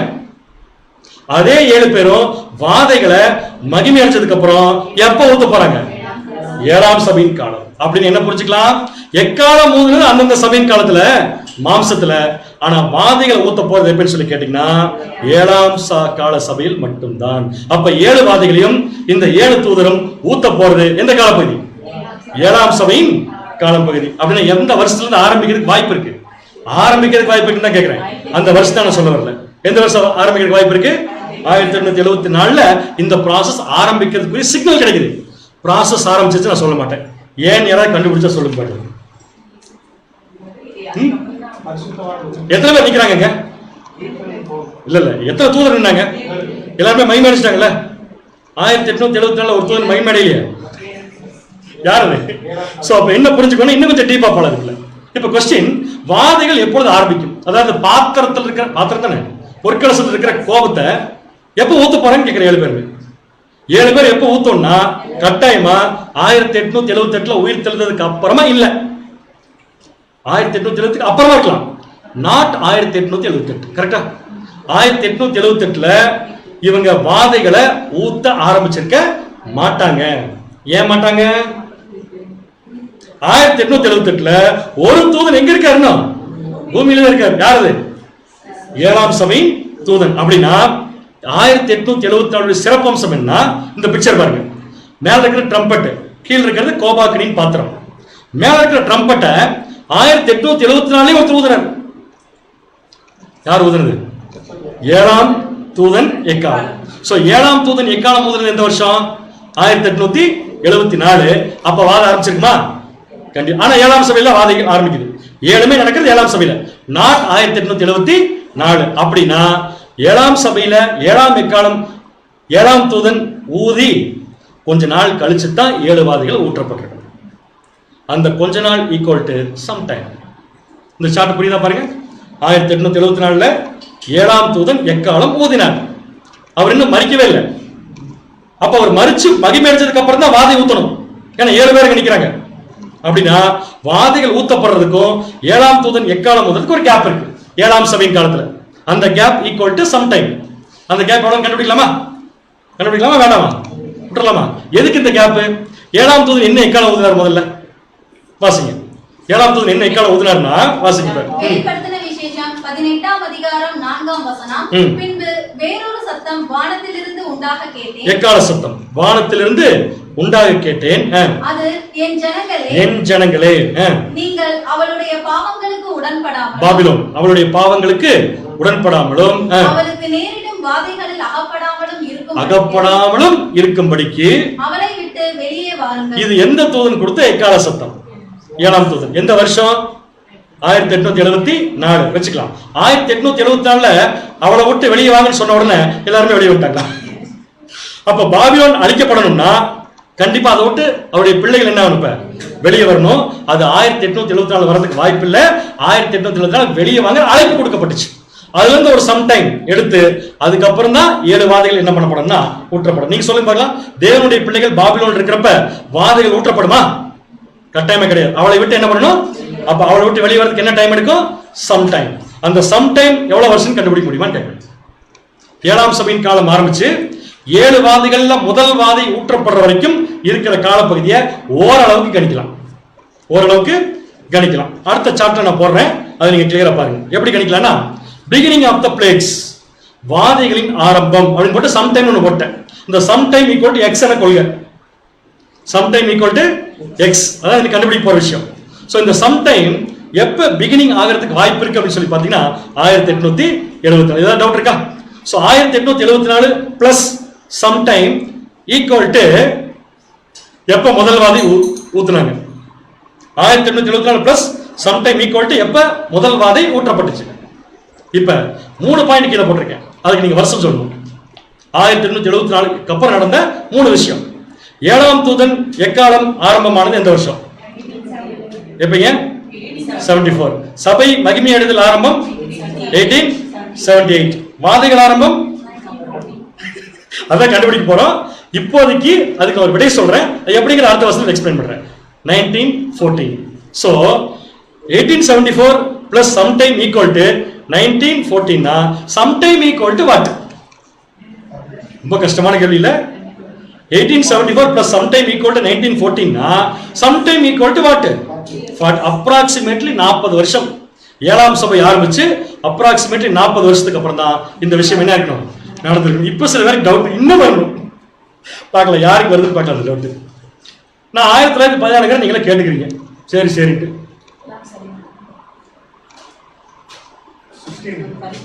ரசல் பேர் எப்ப மரிச்சாரு? நான் எந்த வருஷம் போட்டிருக்கேன், அப்புறம் எப்படி அவர் போய் நிப்பாரு? இல்ல இல்ல வர வர வர இப்போதைக்கு அதை எப்படி வச்சுக்கோங்க, 1914 வச்சுக்கோங்க. அது என்ன சம்பவம் கண்டுபிடிச்சா தான் இதை நம்ம தெளிவாக புரிந்து கொள்ள முடியும். சோ ஓகே, சோ இப்போ நம்ம என்ன பண்ணலாம், அசம்ஷனுக்கு போயிடலாம், அடுத்த காட்சிக்கு போயிடலாம். இது எந்த வருஷங்கிறது அப்புறம் பார்க்கலாம், மறுபடியும் கன்ஃபார்ம் பண்ணலாம். அடுத்த காட்சி என்ன, முதல் விஷயம்ல நம்ம பார்த்தோம் 15ஆம் அதிகாரத்துல 7 வாதைகளுடைய 7 தூதர்கள் தேவனுக்கு முன்பாக நிற்க கண்ட. எதுக்கு நிக்கிறாங்க? வாதைகளை ஊத்துறதுக்கு. இப்ப வாதைகளை ஊத்த ஆரம்பிக்கிறாங்க. எப்ப ஊத்த ஆரம்பிக்கிறாங்க சொல்லி பாத்தீங்கன்னா வாசிக்கலாம். வெளிப்படுத்தின விசேஷம் 16:1 தேவன் ஸ்டார்ட் அப்படிங்கிற அவங்க ஆரம்பிக்கிறாங்க. வெளிப்படுத்தின விசேஷம் 16ஆம் அதிகாரம் 1ஆம் வசனம். வெளிப்படுத்தின விசேஷம் 16ஆம் அதிகாரம் 1ஆம் வசனம். அப்பொழுது தேவாலயத்திலிருந்து உண்டான ஒரு பெரும் சத்தம் அந்த 7 தூதருடனே தூதனை நீங்கள் போய் யார் யார் யாரு 7 தூதனுடைய நீங்கள் போய் தேவனுடைய கோப கலசங்களை பூமியின் மேல் ஊற்றுங்கள் என்று சொல்ல கேட்டேன். இப்ப தேவன் என்ன சொல்லிருக்காரு தெரியுமா? 15ஆம் அதிகாரத்துல 7 தூதர்களும் 7 கலசத்தை வச்சு நின்றுட்டாங்க, கோபாக்கனின் பாத்திரம். 16ஆம் அதிகாரத்துல இன்ஸ்ட்ரக்ஷன் கொடுக்குறாரு, நீங்க போய் என்ன பண்ணுங்க, ஊத்துங்க. எப்படி தேவன் இன்ஸ்ட்ரக்ஷன் கொடுக்கிறார்? முதல்ல எப்படி கொடுக்கிறாருன்னா, ஒரு பெரும் சத்தத்தை உண்டாக்குறார். அந்த பெரும் சத்தம் உண்டாக்காம முதலாம் தூதன் போய் வாதையை என்ன பண்ண மாட்டாரு, ஊத்த மாட்டார். முதலாம் தூதன் போய் வாதையை ஊத்த மாட்டார், வாதைகள் ஆரம்பிக்காது. அப்ப தேவன் ஒரு பெரும் சத்தத்தை கொடுத்து தான் என்ன பண்றாருன்னா அந்த வாதையை ஆரம்பிக்க வைக்கிறார். அந்த பெரும் சத்தம் அப்படிங்கிறது என்னன்னு கண்டுபிடிக்கணும். அடுத்தது பெரும் சத்தம் எங்க இருந்து வருது? தேவாலயத்திலிருந்து. சோ ரெவலேஷன்ல தேவாலயம், டெம்பிள் அப்படின்னு சொன்னா எதை குறிக்கும்? சோ ரெவலேஷன் லாங்குவேஜ் கொஞ்சம் நம்ம பழகிக்கணும். நம்ம பழகிட்டு இருக்கணுமே, பட் இருந்தாலும் மறுபடியும் சொல்றேன், தேவாலயம் சொல்லி வெளிப்படுத்தின விஷயத்துல எங்க வந்தாலும் அது தேவனுடைய திட்டத்தை குறிக்கும், மறந்துடக்கூடாது. தேவனுடைய திட்டம் நம்ம படிச்சிருக்கோம் இல்லையா? ஒரு தூதன் புறப்பட்டு வந்து தேவாலயத்தை அளந்தான். அது தேவாலயத்தில் இல்ல, யாரு? தேவனுடைய திட்டத்தினுடைய ரகசியங்களை அவர் எக்ஸ்பிளைன் பண்றாரு. சோ டெம்பிள் அப்படின்னு சொன்னா தேவனுடைய திட்டம். இப்ப சொல்லுங்க, தேவனுடைய திட்டத்திலிருந்து ஒரு பெரும் சத்தம் வந்ததுக்கு அப்புறம் தான் முதலாம் தூதன் போய் முதலாம் வாதையை ஊத்தினார். அந்த பெரும் சத்தம் என்ன? A loud voice, ஒரு பெரும் சத்தம் தேவனுடைய திட்டத்திலிருந்து வந்தது. அவர் தான் அதை செயல்படுத்தினார், அவர் தான் அதை செஞ்சார். அது என்னங்க? First world war. அருமையான பதில், முதலாம் உலக போர். கரெக்டா? முதலாம் உலக போர். இப்ப அடுத்த கொஸ்டின், முதலாம் உலக போர் நடக்கும் போது அதை அட்மினிஸ்ட்ரேட் பண்றதுக்கு 7 தூதர்கள் எங்க இருக்கணும்? இப்ப மேல இருக்கணும், இருக்கு இல்லையா? இருக்கணும் இல்லையா? எந்த வருஷம் ஆரம்பிச்சது முதலாம் உலக போர்? அப்ப ரசல் பேருன்னு உயிரோடு தான் இருக்காரு, மகிமை அடையில. அவர் எப்படி 7 ஆச்சு? எப்படி 7 தூதர்கள் கணக்கு வரும்? கொஞ்சம் 2 வருஷம் தான் கொஞ்சம் அப்படியே தள்ளி சொல்லி போட்டுருக்கேன். இதுக்கு என்ன விளக்கம் கொடுக்குறாங்கன்னா, முதலாம் உலக போர் அப்படிங்கிறது 4 வருஷம் நினைச்சு நினைக்கிறீங்களா? கிடையாது. முதலாம் உலக போர்ங்கிற பெரும் சத்தம் வரதுக்கு முன்னாடியே பயங்கரமான ஒரு புகைச்சல் இந்த உலக நாடுகளுக்குள்ள வந்துச்சாமா. இந்த ப்ராசஸ் இருக்கு இல்லையா? திடீர்னு ஒரு நாள் காலையில் உலக போர் ஆரம்பிக்கல. உலக போர் வரக்கூடிய சூழ்நிலையே பல நாட்கள் இந்த பூமியில நடந்திருக்கு. உலக போர் ஆரம்பிச்சு உலக போர் எப்ப முதலாம் உலக போர் முடிஞ்சுன்னா 1918. 1918 ரசல் பேர் இருந்திருக்கோம். கட்டாயம் எங்க இருக்கணும் மகிமை. இப்ப நான் ஒரு கேள்வி கேட்கிறேன், மற்ற தூதர்கள்லாம் இந்த கோபாக்கனை ஊத்துறதுக்கு 6 சபையின் காலத்தில் வாழ்ந்த பரிசுத்தவான்கள் 6 சபையின் தூதர்கள் 1914 வரைக்கும் வெயிட் பண்ணும். எதுக்கு? இது ஊத்துறதுக்கு, வாதி ஊத்துறதுக்கு. அப்புறம் 1878 வரைக்கும் வெயிட் பண்ணும் குழியில இயேசு கிறிஸ்து வந்து எழுப்புறதுக்கு. ஆனா 7ஆம் சபையின் தூதன் மரிச்சார்னா இம்மீடியட்டா எங்க இருப்பாரு? அப்ப இந்த பீரியடுக்குள்ள ரசல்களுடைய காலம் வந்துருமா வராதா? இந்த பீரியடுக்குள்ள மகிமை அடைஞ்சிருப்பாரா அடைஞ்சிருக்க மாட்டாரா? அப்ப கட்டாயமா 7 தூதர் நிக்கிறது யோவான் பார்த்திருப்பாரு. எந்த வருஷமா இருக்கலாம்? 1916 இருக்கலாம். சோ 1916 ரொம்ப டீப்பா உலக போருடைய விஷயங்கள் ஸ்டார்ட் ஆகுது. முதலாம் உலக போர் அப்படிங்கிற விஷயம் ஆரம்பிச்சதே தேவனுடைய திட்டம் தான். கரெக்டா இல்லையா சொல்றது? இப்பதான் படிச்சோம். ஆலயத்திலிருந்து ஒரு பெரும் சத்தம் அப்படின்னா தேவனுடைய திட்டத்திலிருந்து தான் இந்த சத்தம் என்ன வருது. அப்ப முதலாம் வாதை என்ற முதலாம் உலக போரை நிர்வகிச்சது யார்? தேவன். சரியான பதில். பட் 10 மார்க் 100க்கு. யார்? பேர் சொல்லுங்க, பேர் சொல்லுங்க. முதலாம் சபையின் தூதன். அவர் தான் கட்டாயம் என்ன பண்ணிருக்கோம்னா இந்த பிளேக அட்மினிஸ்ட்ரேட் பண்ணிருக்கோம். ஏன்னா தேவன் உங்களுக்கு கொடுத்த வேலை என்னன்னு பாத்தீங்கன்னா, தேவனுடைய கோப கலசங்களை எங்க ஊத்துங்க? பூமியின் மேல. சோ எந்த வருஷத்துல இருந்து ப்ராசஸ் ஸ்டார்ட் ஆயிருக்கு நம்ம எடுத்துக்கலாம். அப்ராக்சிமேட்லி 1916 வச்சுக்கோங்க. சோ 1916 இருந்து அவர்கள் கோப கலசங்களை பூமியின் மேல ஊத்துனாங்க. அவங்க கையில ஒரு பாத்திரம் இருந்துச்சு. அந்த பாத்திரத்துல 2 விஷயம் இருந்துச்சு. இந்த 2 ஊத்துன உடனே தான் இந்த சம்பவங்கள்லாம் நடக்குது பூமியில. என்னென்ன? ஒன்னு ட்ரூத், இன்னொன்னு ராத். படிச்சிருக்குமா? அவங்க கையில் வச்சிருக்கிற பாத்திரத்துல, பொற்கலசத்துல கோபாக்கனை எப்படி இருக்குன்னா ட்ரூத்தாவும் இருக்கு, ராத்தாவும் இருக்கு. ட்ரூத்னா என்ன அர்த்தம்? சத்தியம். ராத்னா என்ன அர்த்தம்? பழிக்கு பழி வாங்குறது. அப்ப தேவன் பழிக்கு பழி வாங்குற விஷயமும் இந்த தூதர்கள் கையில தான் இருக்கு. அந்த காலத்துக்கு ஏற்ற சத்தியமும் அவங்க கையில தான் இருக்கு. சத்தியத்தையும் பழிவாங்கிற விஷயத்தையும் இந்த பூமியில செயல்படுத்த ஆரம்பிக்கும் போதுதான் ஒவ்வொரு வாதியா இந்த பூமியில என்ன இருக்கு நடக்க ஆரம்பிக்குது. அப்ப முதலாம் உலக போர் வர வச்சு நிர்வகிச்சு சீர சிறப்பா முடிச்சது யார்? அப்போஸ்தலனாகிய பவுல். வாசிக்கலாம் பாருங்க எப்படிங்க. நம்ம வெளிப்படுத்தின விசேஷம் 16ஆம் அதிகாரம் 2ஆம் வசனம். வெளிப்படுத்தின விசேஷம் 16ஆம் அதிகாரம் 2ஆம் வசனம். முதலாம் தூதன் போய் அப்படின்னா யாரு?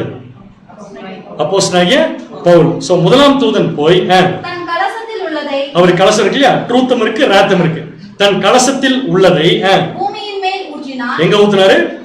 பூமியின் மேல் ஊற்றினான். உடனே அந்த ரிசல்ட், இந்த பிளேக்க ஊத்துன உடனே இங்க ஒரு ரிசல்ட் வருது பூமியில. என்ன ரிசல்ட் வருதுன்னா உடனே மிருகத்தின் முத்திரையை தரித்தவர்களும். நல்லா நோட் பண்ணிக்கங்க, எந்த குரூப்? அப்ப ஒரு உலகத்து மேல ஊத்தினாலும் பாதிக்கப்படுறது என்டையர் உலகம் இல்ல. எந்த குரூப்? இப்ப மிருகத்தின் முத்திரையை தரித்தவர்களும் அதன் சொரூபத்தை வணங்குகிறவர்களும் ஆகிய மனுஷர்களுக்கு பொல்லாத கொடிய புண் உண்டாயிற்று. அந்த மனுஷருக்கு என்ன உண்டாச்சாமா? பொல்லாத கொடிய புண் உண்டாயிற்று. யாருக்கு உண்டாச்சு? யாருக்கு உண்டாச்சு? பாருங்க, அங்கே இருக்கு, எங்க இருக்கு? மிருகத்தின் முத்திரையை தரித்தவர்கள், அந்த மிருகத்தின் சொரூபத்தை வணங்குகிறவர்கள். மிருகம் யார்? சொரூபம் யார்? போப்பு மார்க்கம், புராட்டஸ்டன்ட். என்டையர் பாபிலோன் சொல்லலாமா? ஒட்டுமொத்தமா பாபிலோன் சொல்லலாமா? அப்ப பாபிலோன் இருக்கிற ஜனங்களுக்கு என்ன உண்டாச்சு? புண்ணு உண்டாச்சு. புரியுதா? எப்படி வந்துச்சுன்னா புண்ணு, இவர் வாதை ஊத்துறவன வரல. ஏன்னா வாதை ஊத்துன உலக போதனை வந்துச்சு, முதலாம் உலக போதனை வந்துச்சு. அந்த முதலாம் உலகப்போடைய ரிசல்ட் என்னன்னா கடைசியா பாபிலோன் இருக்கிற ஜனங்களுக்கு என்ன வந்துருச்சாம? இப்ப புண்ணு வந்துருச்சாமா. இப்ப புண்ணு வந்துருச்சுன்னு போட்டிருக்குது. பயங்கரமான புண்ணு வேற. என்ன புண்ணாமா? பொல்லாத கொடிய புண்ணு உண்டாயிடுச்சு. இங்கிலீஷ்ல பாத்தீங்கன்னா லோத்சம் அண்ட் மேலிகன்ட் சோர். அதாவது அந்த மாதிரி ஒரு புண்ணு இல்லவே இல்லை. அந்த மாதிரி புண்ணு உண்டாகுதுனாலே அந்த புண்ணு ஒரு ஒரு ஒரு ஒரு ஆரோக்கியம் இல்லாதோடைய வெளிப்பாடு இல்லையா? ஒரு புண்ணு இருக்குன்னு வச்சுக்கோங்க, என்ன அர்த்தம் இருக்கு? ஆரோக்கியம் இல்லாதோடைய வெளிப்பாடு. அந்த காலத்துல யூசேஜ் எல்லாமே அப்படின்னு என்ன அர்த்தம்? பாபிலோன்ல இப்ப என்ன கெட்டு போச்சு? உடம்பு கெட்டு போச்சு. அதனால இப்ப என்ன வந்துருச்சு? புண்ணு வந்துருச்சு. ஒரு சிலருக்கு புண்ணு வந்துச்சுன்னா புண்ணை என்ன பண்ண நினைப்பாங்க? என்ன பண்ண ட்ரை பண்ணுவாங்க? பயங்கரமா கைப்புற புண்ணு வந்துருச்சு. ரோட்ல ஆக்சிடென்ட் ஆகி விழுந்தது இல்ல, புண்ணு வந்துருச்சு. என்ன பண்ணுவாங்க? வெளிப்படையா காமிச்சிட்டு பாருங்க எனக்கு புண்ணு வந்துருச்சு சொல்லிட்டு போகலாம். என்ன சொல்லுவாங்க? புண்ணு வந்து என்ன பண்ணுவாங்க? மறைப்பாங்க. அப்ப புண் ஈக்குவல் டு இயலாமை. புண் ஈக்குவல் டு இயலாமை. இயலாமைன்னு அர்த்தம், நான் என்ன செய்ய நினைக்கிறேனோ அதை செய்ய முடியாது.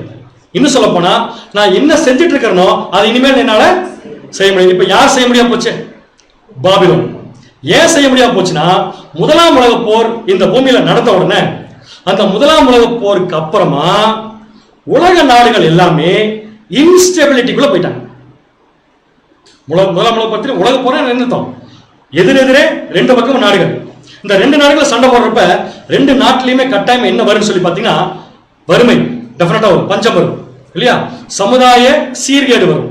இதெல்லாம் வரும்போது ஒவ்வொரு கவர்மெண்ட்டும் போர் முடிச்ச உடனே, போர் நடந்துட்டு இருக்கிறப்பயே என்ன பண்ண ட்ரை பண்ணுவாங்கன்னா நம்ம நாட்டுடைய பொருளாதாரத்தை எப்படி காப்பாற்றுறது. இப்ப கூட பாருங்க நம்மளால என்ன பண்றாங்க, இப்ப கொரோனா வந்தவங்க அடுத்து முக்கியமா எதை பாக்குறாங்க, எப்படி பொருளாதாரத்தை ஸ்திரப்படுத்துறது அப்படின்னு சொல்லிட்டு எல்லா நாடுகளும் ட்ரை பண்ணும்போது எல்லா நாட்டிலையும் போர்னால ஏற்பட்ட விளைவு எந்த கவர்மெண்ட்டுமே ஒரு ஸ்டேபிளான கவர்மெண்டா ஃபார்ம் ஆகல. ஸ்டேபிள் கவர்மெண்ட்னா சொல்றது உங்களுக்கு புரியுது? உங்களுக்கு ஒரு ஸ்திரத்தன்மையோட எல்லா நாடுகளும் போன உடனே இது யாருக்கு ஆபத்தா போய் முடியும்னு பாத்தீங்கன்னா இந்த பாபிலோனுக்கு. ஏன் நாடுகளுக்கு ஸ்திரத்தன்மை இல்லாம போச்சுன்னா பாபிலோன் அஃபெக்ட் ஆகுதுன்னா இந்த நாடுகளை நம்பிதான் பாபிலோன் என்ன ஆயிடுச்சு ஒரு காலத்துல காலம் எடுத்துருந்துச்சு. அரசியலும் மதமும் சேர்ந்துதான் சப்போர்ட்டிவா இருந்தாங்க. இவங்க விழுந்தா அவங்க காப்பாத்துவாங்க, அவங்க விழுந்தா இவங்க காப்பாத்துவாங்க. முதலாம் உலக போர் வந்த உடனே அரசியல்ங்கிற விஷயம் என்ன பண்ண ஆரம்பிச்சுன்னா நம்முடைய நாட்டை முதல்ல என்ன பண்ணலாம், நம்ம ஸ்டேபிள் பண்ணலாம் அப்படின்னு சொல்லிட்டு அவர்கள் எல்லாருடைய பார்வையும் மதத்தோட போட்டிருந்த அலைன்ஸ் என்ன ஆயிடுச்சு, கட் ஆயிடுச்சு. மதம், போப்பு மார்க்கம், கவர்மெண்ட்ஸ் கொடுத்திருந்தாங்க அதிகாரம், டிவைன் பவர். அந்த டிவைன் பவரை ஆட்டோமேட்டிக்கா போப்பு மார்க்கம் வித்ட்ரா வாங்கிடுச்சு. டிவைன் ரைட்ஸ் ஆஃப் கிங்ஸ் இருக்கு. போப்பு மார்க்கம் மன்னர்களுக்கு கொடுத்து வைத்திருந்த சில அதிகாரம், ரோம், பிரான்ஸ் இந்த நாடுகள் எல்லாம் கொடுத்து வச்சிருந்த அதிகாரத்தை போப்பு மார்க்கம் கட் பண்ணுச்சு. ஏன்னா கவர்மெண்ட் என்ன பண்ண மாட்டேங்குது, இப்ப பார்க்க மாட்டேங்குது, சண்டை வந்துருச்சு, கவர்மெண்ட் ஸ்டேபிளா இல்ல அப்படின்னு சொல்லிட்டு அந்த டிவைன் ரைட்ஸை கட் பண்ண ஆரம்பிச்ச உடனே ஜனங்களுக்கு என்ன புரிஞ்சிருச்சுன்னு சொல்லி பாத்தீங்கன்னா, ஓ அரசாங்கங்கள் இனிமேல் மதத்தை நம்பி செயல்பட வேண்டிய அவசியம் இல்லைங்கிறத அவங்க என்ன பண்ணாங்க புரிஞ்சுக்கிட்டாங்க. அந்த புரிஞ்சுக்கிட்டு தான் இந்த சமயத்துல தான் இண்டிவிஜுவல் மனிதர்கள் அதிகாரத்தை கையில் எடுக்க ஆரம்பிச்சாங்க. எந்தெந்த நாட்டில் தெரியுமா? முதலாம் உலக போருக்கு அப்புறம் தான் அந்த டேஞ்சர் வந்துச்சு. மன்னராட்சிக்கு முற்றிலும் முடிவு. மக்கள் ஆட்சியில சர்வாதிகார போக்கு ஆட்டோமேட்டிக்கா மேல வந்துச்சு. ஏன்னா கவர்மெண்ட் எடுத்து நடத்துறதுக்கு யாருமே முன் வரல. அப்படி முன் வராதப்ப தான் இவங்க எல்லாம் முன் வந்தாங்க. யாரு? ரஷ்யால பாத்தீங்கன்னா கம்யூனிசம், ஜெர்மனில பாத்தீங்கன்னா நாசிசம், இத்தாலியில பாத்தீங்கன்னா பாசிசம். சொல்றது புரிஞ்சா புரியும். கம்யூனிசம், நாசிசம், பாசிசம். ஹிட்லர் அங்க, இங்க முசோலினி, இவங்கெல்லாம் சேர்ந்து தனி மனிதர்களா தங்கள் ராஜ்யத்தை கைகளில் எடுக்க ஆரம்பிச்சாங்க. ஸ்பெயின்ல கூட அதே மாதிரி தான் பாத்தீங்கன்னா, ஸ்பெயின்ல கூட பாத்தீங்கன்னா பிராங்கோ அப்படிங்கிறவரு சர்வாதிகார ஆட்சி, சர்வாதிகார ஆட்சின்னு சொல்றதை விட ஆட்சியை பிடிச்சிட்டாங்க. ஒரு இண்டிவிஜுவல் மனுஷனால ராஜாவை கீழே தள்ளிட்டு ஆட்சியை பிடிக்க முடியும் அப்படிங்கிற விஷயம் இந்த முதலாம் உலக போருக்கு அப்புறம் அரங்கேறதுனால இப்ப நம்ம பார்த்தா பாருங்க ராஜாக்கள் லிஸ்ட், இவங்க யாருமே மதத்தை சப்போர்ட் பண்ணல. சொல்றது புரியுது உங்களுக்கு? ஒரு காலகட்டம் வரைக்கும் ஹிட்லர் ஆகட்டும், முசோலினி ஆகட்டும், யாருமே மதத்தை என்ன பண்ணல, சப்போர்ட் பண்ண. ஆனா அதுக்கு முன்னாடி இருந்த ராஜாக்கள் மதத்தை நம்பிதான் என்ன பண்ணிட்டு இருந்தாங்க, அரசியல் பண்ணிட்டு இருந்தாங்க. முதலாம் உலக போர் வந்து கவர்மெண்ட் இன்ஸ்டேபிள் கண்டிஷனுக்குள்ள போறப்ப ஆட்டோமேட்டிக்கா சர்வாதிகார ஆட்சிகள் ஒவ்வொரு நாட்டிலையும் வர ஆரம்பிச்சது. தனி மனிதனுடைய ஆட்சிகள் டெவலப் ஆக ஆரம்பிச்சது. இதெல்லாம் நம்பி உட்கார்ந்து இருந்த பாபிலோனுடைய நிலைமை என்னாச்சுன்னா புண்ணு வந்துருச்சு. புண்ணு வந்துச்சு என்ன அர்த்தம்? இயலாமை. படிச்சோம் இல்லையா? சோ சர்ச் சிஸ்டம் என்ன ஆச்சுன்னு பாத்தீங்கன்னா அரசியல் நம்பி வாழ்ந்தவங்களுக்கு பயங்கரமான புண் உண்டாயிற்று. சோ அந்த புண் ஈக்குவல் என்ன சொல்லி பாத்தீங்கன்னா இயலாமை. அந்த இயலாமை எப்படி இருக்குன்னு பாத்தீங்கன்னா வெறுக்கத்தக்க, லோட்சம் அண்ட் மேலிகன்ட் அப்படின்னு சொன்னோம் இல்லையா, வெறுக்கத்தக்க வீரியம் மிக்க ஒரு புண். அந்த புண்ணை பார்த்தாலும் எப்படி இருக்கு, நமக்கு பார்க்கறதுக்கு அருவருப்பா இருக்கும். வீரியம் மிக்க புண்ணுனா பயங்கர கொடூரமா இருக்கும். அந்த மாதிரி ஒரு கண்டிஷனுக்கு யார் தள்ளப்பட்டதுன்னு சொல்லி பாத்தீங்கன்னா பாபிலோன் தள்ளப்பட்டது. சோ முதலாம் வாதைய முதலாம் தூதன் ஊத்துன உடனே உலகத்தின் மேல ஊத்துனா கூட கடைசி அஃபெக்ட் ஆனது யாருன்னு சொல்லி பாத்தீங்கன்னா பாபிலோன். சோ பாபிலோன்ல என்ன அஃபெக்ட் ஆச்சு முதல்ல அப்படின்னா, முதல் வாதியின் மூலம் அஃபெக்ட் ஆனது அரசியலுக்கும் மதத்துக்கும் இருந்த கனெக்ஷன் கட்டாச்சு. என்ன கட்டாச்சு? அரசியலுக்கும் மதத்துக்கும் இருந்த கனெக்ஷன் என்ன ஆச்சுன்னா கட்டாச்சு. எத்தனாவது வாதை? முதலாம் வாதை. எந்த வருஷம் வந்திருக்கிறதுக்கு வாய்ப்பு இருக்கு? அவ்வளவுதான், பதில் வரல. எந்த வருஷம் ஆரம்பிச்சிருக்கிறதுக்கு வாய்ப்பு இருக்குன்னு தான் கேட்டேன். 1916க்கு அப்புறம். சோ 1914 முதலாம் உலக போர் ஆரம்பிச்சிருச்சு. ஆனா 1918 வரைக்கும் இது வாதியாக என்னாச்சுன்னு பாத்தீங்கன்னா கன்வெர்ட் ஆகி கடைசியில பாபிலோனுக்கு அங்க என்ன விழுந்துச்சு பாத்தீங்கன்னா அடி விழுந்துச்சு. என்ன தெரியுங்களா ஆச்சரியம்? 7 வாதிகள் ஊற்றப்பட்டது 7ஆம் சபையின் காலத்துல தான். 7 வாதியிலுமே வாத ஊற்றப்படுறது பாபிலோன் மேல இல்ல, ஆனா கடைசி அஃபெக்ட் ஆகுது பாபிலோன். அதான் அழகா தேவன் காமிச்சிருப்பாரு. கடைசி அஃபெக்ட் ஆகுது யாருங்க? பாபிலோன் தான். சோ இதே பார்வையோட அப்படியே எத்தனாவது வாதிக்கு போலாம்? 2ஆம் வாதிக்கு போலாம். வாசிங்க வெளிப்படுத்தின விசேஷம் 16ஆம் அதிகாரம் 3ஆம் வசனம். வெளிப்படுத்தின விசேஷம் 16ஆம் அதிகாரம் 3ஆம் வசனம். இரண்டாம் தூதன் தன் கலசத்தில் உள்ளதை சமுத்திரத்திலே ஊற்றினான். அப்ப முதலாம் தூதன் கையில ஒரு கலசம் இருந்திருக்கு, அதை ஊத்திட்டார். ஊத்துறோம் என்னாச்சு? ஊத்துறோம் என்னாச்சுன்னு கேட்டேன். முதலாம் தூதன் தன் கலசத்துல ஊத்துறவன என்னாச்சுன்னு சொல்லி கேட்டா, 2ஆம் தூதன் சொல்லக்கூடாது. பொல்லாத கொடிய புண். யாருக்கு? மிருகத்தையும் அதன் சொருபத்தையும் வனங்களுக்கு கொடிய பொல்லாத புண் உண்டாச்சு. சம்பவம் என்ன? முதலாம் உலகத்தில். ஞாபகம் வச்சுக்கோங்க. சோ இப்ப நேரம் எங்க போற அடுத்தது? 2ஆம் தூதன். பாருங்க, முதலாம் தூதன் கலசத்தில் உள்ள எங்க ஊத்துனாரு, 2ஆம் தூதன் எங்க ஊத்துனாரு, நீங்க கண்டுபிடிச்சு சொல்லுங்க. வாசிங்க. உடனே இல்ல மறந்து வாசிங்க. 3ஆம் வசனம். இரண்டாம் தூதன் தன் கலசத்தில் உள்ளதை சமுத்திரத்திலே ஊற்றினான். எது மேல ஊத்துனா? முதலாம் தூதன் எது ஊத்துனாரு கலசத்தில் இருக்கிறத? ஒரு சில வார்த்தைகளை நம்ம கூர்மையா கவனிச்சாகணும். பூமியின் மேல், இங்க சேம் பூமி மேலதான், ஆனா பூமியில எது மேல?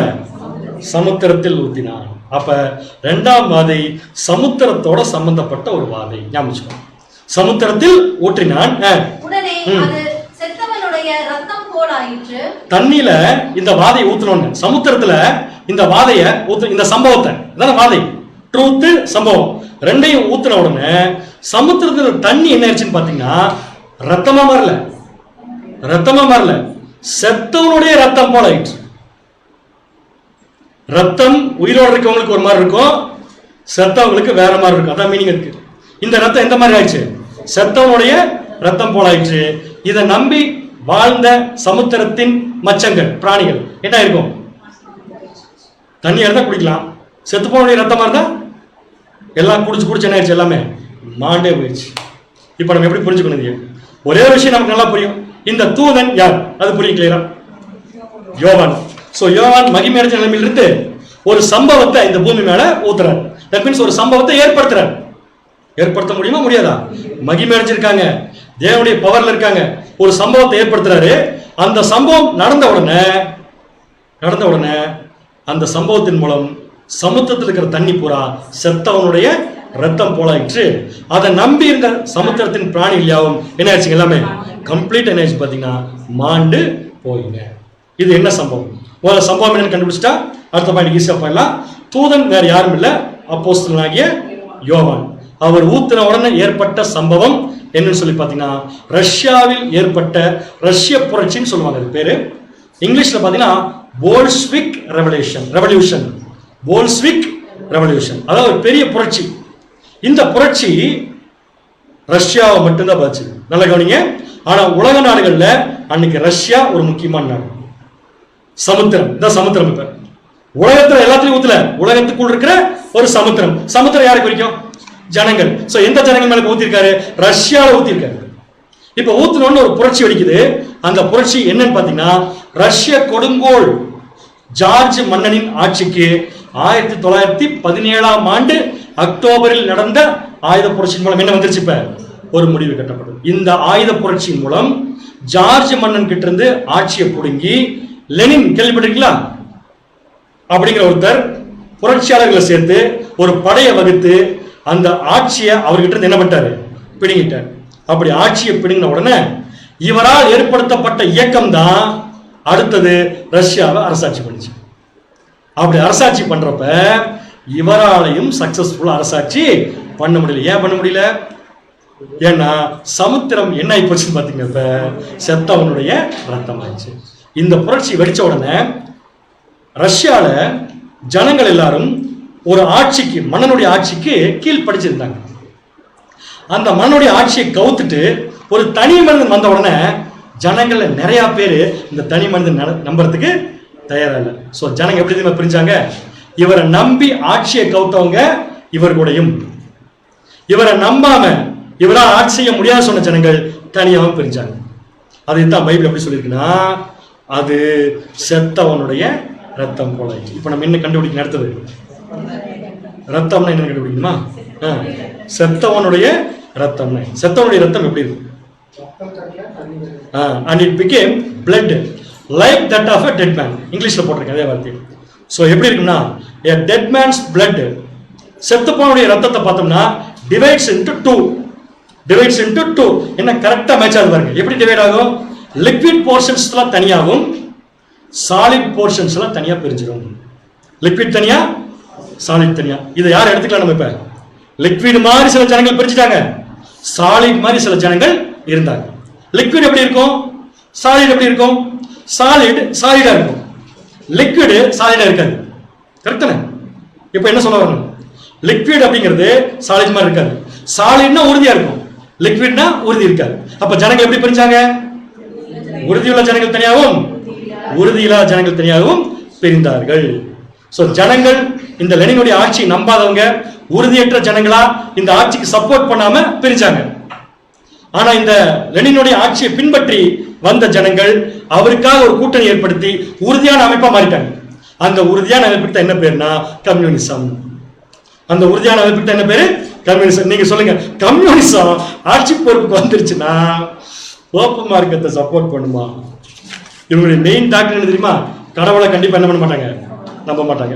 அப்ப கடவுள் பேரை வச்சு ஏமாத்திட்டு ரஷ்யால குழப்ப போட்டுட்டு இருந்த பாபிலோனுடைய கண்டிஷன் என்ன ஆச்சு அப்படின்னு சொல்லி போய் பாத்தீங்கன்னா கம்ப்ளீட் அவுட். சமுத்திரத்தில் இருந்த, எந்த சமுத்திரம்? ரஷ்யால இருந்த பிராணிகள். என்ன பிராணி இப்ப இந்த இடத்துல? பாபிலோன். கம்ப்ளீட்டா ரஷ்யால இருந்த ஆட்சி நம்பி ஆட்சி செய்த பாபிலோன் அமைப்பு கம்ப்ளீட் என்ன ஆயிடுச்சுன்னா வெளியே போயிடுச்சு, சொல்ல மாண்டு போயிடுச்சு. அப்படி என்ன தெரியுமா? பயங்கர ஆச்சரியமான விஷயம். ரஷ்யால இருந்து கிறிஸ்டியானிட்டி த்ரோன் அவுட் டோட்டலா. ரஷ்யால கிறிஸ்டியன் யாருமே கிடையாது. ஒண்ணு கம்யூனிசம் அல்லது சாதாரண ஜனங்கள், இவ்வளவுதான் கம்பேரிசன். சோ இந்த மாதிரி ஒரு சூழ்நிலை தான் ரஷ்யால ஏற்பட்டது தான் இரண்டாம் தூதன் தன் கலசத்தில் உள்ளதை ஊத்துனதுக்கு அப்புறமா நடந்த ஒரு சம்பவம். சோ முதலாம் தூதன் வாதை ஊத்தும் போது அரசியலும் மதமும் பிரியறதுக்கு ஒரு பெரிய பாயிண்ட் வந்துச்சு. ரெண்டாவது தூதன் ஊத்தும் போது அது போல்ஸ்விக் ரெவல்யூஷன். அதனால என்னாச்சுன்னா மதத்துக்கு ரஷ்யால பயங்கரமான அடி விழுந்துச்சு. இது ரெண்டாவது வாதி. புரிஞ்சா உங்களுக்கு? அடுத்து எங்க போறப்ப மூன்றாம் வாதி. சோ மூன்றாம் வாதினா யார் தான் ஊத்தணும்? மூன்றாம் தூதன். ஆமா, 7 பேர் ஒன்னா வாதி ஊத்துனாங்களா, ஒன்னு பின்னாடி ஒன்னு ஊத்துனாங்களா? இப்ப சம்பவம் ஒன்னு பின்னாடி தான் நடக்குது. ஃபர்ஸ்ட் முதலாம் உலக போர், அதுக்கப்புறம் போல்ஸ்விக் ரெவல்யூஷன். அடுத்தது வெளிப்படுத்தின விசேஷம் 16ஆம் அதிகாரம் 4ஆம் வசனம். வெளிப்படுத்தின விசேஷம் 16ஆம் அதிகாரம் 4ஆம் வசனம். மூன்றாம் தூதன் தன் கலசத்தில் உள்ளதை ஆறுகளிலும் நீரூற்றுகளிலும் ஊற்றினான். எங்க ஊத்தினார்? இப்ப சொல்லுங்க. முதலாம் தூதன் எங்க ஊத்தினாரு? கலசத்தில் உள்ளத பூமியின் மேல. இரண்டாம் தூதன் எங்க ஊத்தினாரு? சமுத்திரத்தின் மேல. மூணாம் தூதன் எங்க ஊத்திருக்காரு? ஆறு மேலே ஊத்திருக்காரு, நீரூற்று மேலே ஊத்திருக்காரு. ஆறு மேலே ஊத்திருக்காரு, நீரூற்று. சமுத்திரம் வேற, ஆறும் நீரூற்றும் வேற. ரைட். அடுத்த பாயிண்ட். யார் இந்த தூதன்? நான் தானே. யார் இந்த தூதன் கேட்டேன். சந்தேகத்தோட பதில் வரக்கூடாது. ஏரியஸ். இப்ப ஏரியஸ் மாம்சத்தில் இருக்கிறா, மகிமை அடைஞ்சிருக்காரா? மகிமை அடைஞ்சிருக்காரு. சோ மகிமை அடைஞ்ச நிலைமையில இருந்து ஒரு வாதைய இந்த பூமியில அவர் என்ன பண்றாரு? ஏற்படுத்துறாரு. அந்த வாதியுடைய ரிசல்ட் என்னன்னா ஆறும் நீரூற்றிலும் இருந்த தண்ணி பூரா என்னவா மாறிடுச்சாமா? ரத்தமா மாறிடுச்சு. என்னவா மாறிடுச்சு? சத்துவடைய ரத்தமா? என்னவா மாறிடுச்சு? ரத்தமா மாறிடுச்சு. எது ரத்தமா மாறிடுச்சு? ஆறுகளிலும் நீரூற்றுகளிலும் ஊத்துன உடனே, வாதையை ஊத்துன உடனே என்னவா மாறிடுச்சு? இப்ப ரத்தமா. எது ரத்தமா மாறிச்சு? ஆறுலயும் நீரூற்றில் இருந்த தண்ணீர் என்னவா மாறிடுச்சு? ரத்தமா மாறிடுச்சு. பரவாயில்ல, கரெக்டா கண்டுபிடிச்சிட்டீங்க. இப்ப அடுத்த கேள்வி. ஆறுனா என்ன, நீரூற்றுனா என்ன? ஸ்பிரிங்னா நீரூற்று, ரிவர்னா ஆறு. ரெண்டு ஒன்னா வேற வேறையா? வேற வேற. அடுத்த கேள்வி என்ன உங்களுக்கு தெரியும்? ஸ்பிரிங்னா என்ன, ரிவர்னா என்ன? சமுத்திரம் வேற, சி வேற. நான் கேட்கறது ஸ்பிரிங் அண்ட் ரிவர் வேற வேறையா கேட்கிறேன். இல்ல ஒண்ணுதான் இருக்கு இல்ல, வேற வேற. அப்படின்னா என்ன?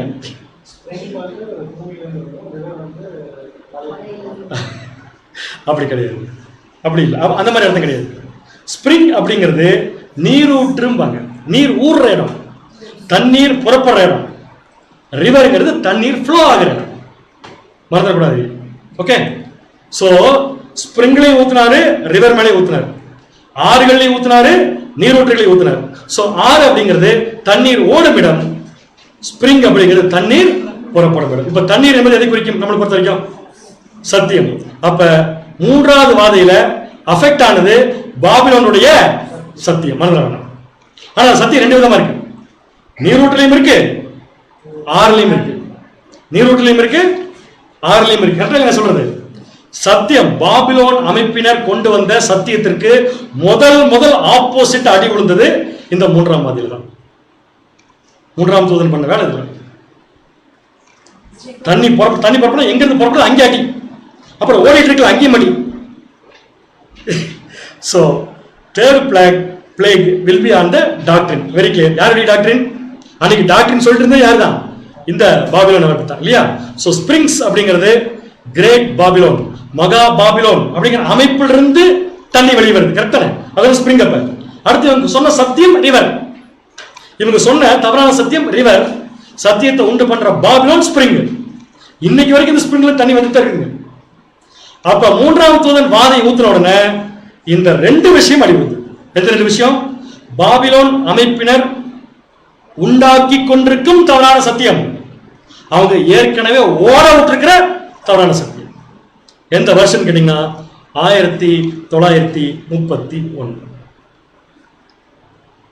என்ன நடந்து இந்த கிரேட் பாபிலோன்ல இனிமேல் தப்பா பேசவே முடியாது, தப்பான சத்தியம் வெளியே விட்டது அவுட்டு அப்படிங்கிற கண்டிஷன் இந்த பூமியில ஏதோ ஒரு சம்பவம் நடக்காம கட்டாயமா வந்திருக்காரு.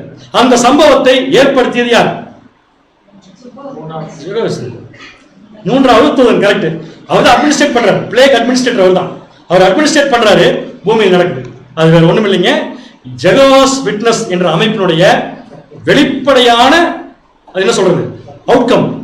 அவங்க வெளியே வந்தாங்க, ஒரு பெரிய ஃபார்மேட் வெளியே வந்தாங்க. ஆனா பாருங்க, நம்முடைய சத்தியம் எல்லாம் அந்த அளவுக்கு பெருசா வெளியே வரல. ஏன் தெரியுமா? அது வெளியே வரதுக்காக கொண்டு வரப்பட்ட விஷயம் இல்ல, 1,40,000 பேர் தயார் செய்வதற்காக கொடுக்கப்பட்ட சத்தியம். ஆனா ஜெகோவாஸ் விட்னஸ்ல சத்தியம் எதற்காக கொடுக்கப்பட்டுச்சுன்னா பாபிலோன் அப்படிங்கிற அமைப்பு என்ன பண்றதுக்காக அழிக்கிறது. எந்த இடத்துல?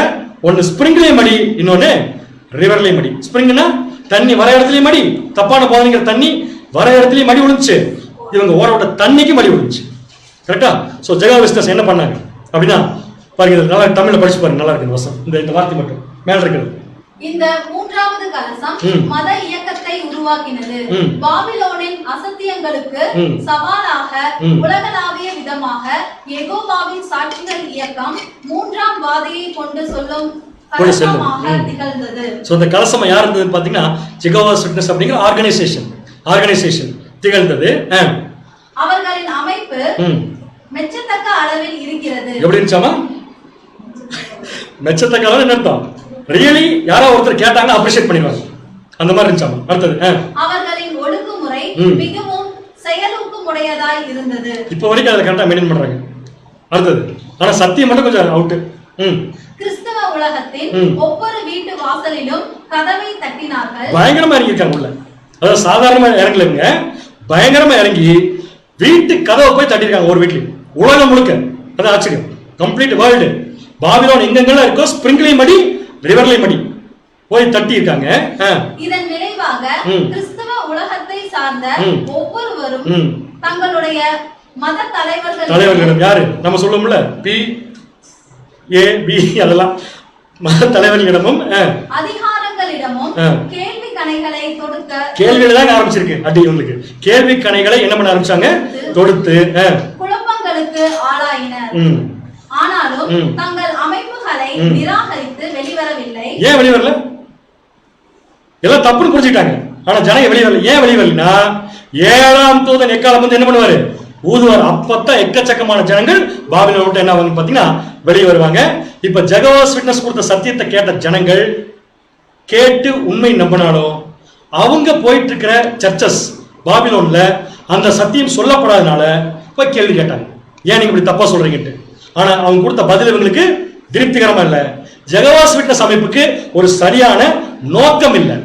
சோ என்னாச்சுன்னா ஜனங்களை ஒரு குழப்பத்துக்குள்ள என்ன பண்ணிருச்சு, இப்ப கொண்டு போயிடுச்சு. இப்ப ஜனங்கள் தண்ணி குடிச்சிருந்தாங்க. எந்த தண்ணி குடிச்சிருந்தாங்க? பாபிலோன்ல இருந்து வரக்கூடிய நீரூற்று, பாபிலோன்கிற நீரூற்றுல இருந்து வரக்கூடிய தண்ணியை குடிச்சிருந்தாங்க. இப்ப ஜெகோவாஸ் விட்னஸ் என்ன சொல்லிட்டாங்கன்னா, நீங்க குடிச்சிட்டு இருக்கிற தண்ணி என்ன ஆயிடுச்சு? இப்ப ரத்தம் ஆயிடுச்சுட்டாங்க. அப்படின்னு என்ன அர்த்தம்? அதான் ப்ராஃபஸியோட கடைசி பாயிண்ட் தானே. மூணாம் தூதன் தன் கலசத்தில் உள்ள ஊத்துற உடனே ஆறுகளையும் நீரூற்று போல தண்ணி என்ன ஆயிடுச்சு? இப்ப ரத்தம் ஆயிடுச்சு. அப்படின்னா ரத்தமாச்சு என்ன அர்த்தம்? தண்ணி ரத்தமாச்சுன்னா அந்த தண்ணியின் மூலம் யாருக்கும் ஜீவன் கிடைக்காது. சோ ஜெகோவா விட்னஸ் போய் கிளியரா சொல்லிட்டாங்க, நீங்க இந்த பாபிலோன் அமைப்பில இருந்து வரக்கூடிய இந்த சத்தியத்தை கேட்டு வாழ்ந்தீங்கன்னா உங்களுக்கு என்ன கிடையாதுட்டாங்க? ஜீவன் கிடையாது. அதான் என்ன ஆயிடுச்சாமா? இப்ப சமுத்திரத்தின் தண்ணி பூரா கம்ப்ளீட் என்ன ஆயிடுச்சுன்னா ரத்தம் ஆயிடுச்சு. இது எத்தனாவது வாதை? நான் வந்து ஒவ்வொரு வாதைக்கும் நம்ம ஆல்மோஸ்ட் 2 வாதை தான் ஒரு வாரத்தில் எடுக்கவே முடியும். நான் அதை கம்பேரே பண்ணல இப்போ, ஏன்னா தனி கம்பேரிசன் பின்னாடி பார்ப்போம். அதை கம்பேர் பண்ணாம வாதையினுடைய அவுட்லைனை மட்டும் தான் எடுத்துட்டு இருக்கிறேன். ஸோ இது வரைக்கும் எத்தனை வாதம் முடிச்சது? 3 வாதை. முதலாம் வாதை முதலாம் உலக போர் பூமியின் மேல் ஊட்டப்பட்டுச்சு. எது அஃபெக்ட் ஆச்சு? பொல்லாத கொடிய புண்ணு பாபிலோனுக்கு. அடுத்தது 2ஆம் வாதை யார் ஊத்துனா? யோவான் ஊத்துனார். என்னாச்சு? எது மேல ஊத்துனாரு?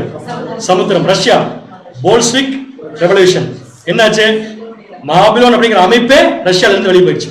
மதத்தை ஜனங்கள் நம்பறதை விட்டாங்க, மதத்துக்கு அடி. 3வது டாக்டரின். 3வது தூதன் ஊத்துன உடனே பாபிலோனுடைய டாக்டரினுக்கு அடி. ஜெகோவாஸ் விட்னஸ் அப்படிங்கிற அமைப்பினுடைய தோற்றம். சோ 4வது விஷயம் வெளிப்படுத்தின விசேஷம் 16ஆம் அதிகாரம் 8ஆம் வசனம். வெளிப்படுத்தின விசேஷம் 16ஆம் அதிகாரம் 8ஆம் வசனம். 4ஆம் தூதன் தன் கலசத்தில் உள்ளதை சூரியன் மேல் ஊற்றினான். எதன் மேல ஊத்தினாரு? 4வது பாயிண்ட் வந்துருச்சு. இங்க எது மேல ஊத்துறாங்கிறதுல தான் கம்பேரிசன் அடுத்து ஸ்டார்ட் ஆக போகுது. மறந்துடாதீங்க. எது மேல ஊத்தினாரு? சூரியன் மேல் ஊற்றினான். தீயினால் மனுஷரை தகிக்கும்படி அதற்கு அதிகாரம் கொடுக்கப்பட்டது. சோ முதல் क्वेश्चन as usual, யார் இந்த 4ஆம் தூதன்? as usual Peter Waldo. அவர் பத்தி தெரியும் இல்லையா? பயங்கர விவரம். அவர் மாம்சத்துல இருந்தப்ப என்ன பண்ணாருங்களா? வால்டன்சஸ் அப்படின்னு ஒரு குரூப் ரெடி பண்ணிட்டு 2 போப்புக்கு சண்டை, பிரான்ஸுக்கும் ரோமுக்கும் இல்லையா? அப்படி சண்டை போட்டிருக்கிற இந்த காலப்பகுதியில் ஒரு 50 வருஷம் கேப்ல உள்ள வந்துட்டாரு. 50 வருஷம் 30 வருஷமா கண்டத்தில் எனக்கு இவர் பூந்து இந்த போப்பு சண்டை போட்டிருக்கிறப்ப ஒரு குரூப் ரெடி பண்ணி கம்ப்ளீட்டா பைபிளை மொழிபெயர்த்த பெருமை இவருக்கு உண்டு. மாம்சத்தில் இருக்கிறப்பயே அவ்வளவு காலம் பண்ணியிருக்காருன்னா மகிமை எடுத்ததுக்கு அப்புறம் சும்மா இருப்பாரா? சோ தேவன் அவர் கொடுத்த பாத்திரத்தை எது மேல ஊற்றி சொல்லி கொடுத்திருக்காரு? சூரியன் மேல். சோ இது என்ன சம்பவமா இருக்கும்? பயங்கர ஹீட் டெவலப் ஆயிடுச்சு. சூரியன் மேல ஊத்துல என்ன ஆகும்? பயங்கர ஹீட். சோ அந்த ஹீட் வேற ஒண்ணும் இல்லைங்க, 2ஆம் உலகப் போர். இந்த 2ஆம் உலகப் போர் வந்ததுக்கு அப்புறம் மக்களுடைய மனசு டோட்டலா மாறிடுச்சு.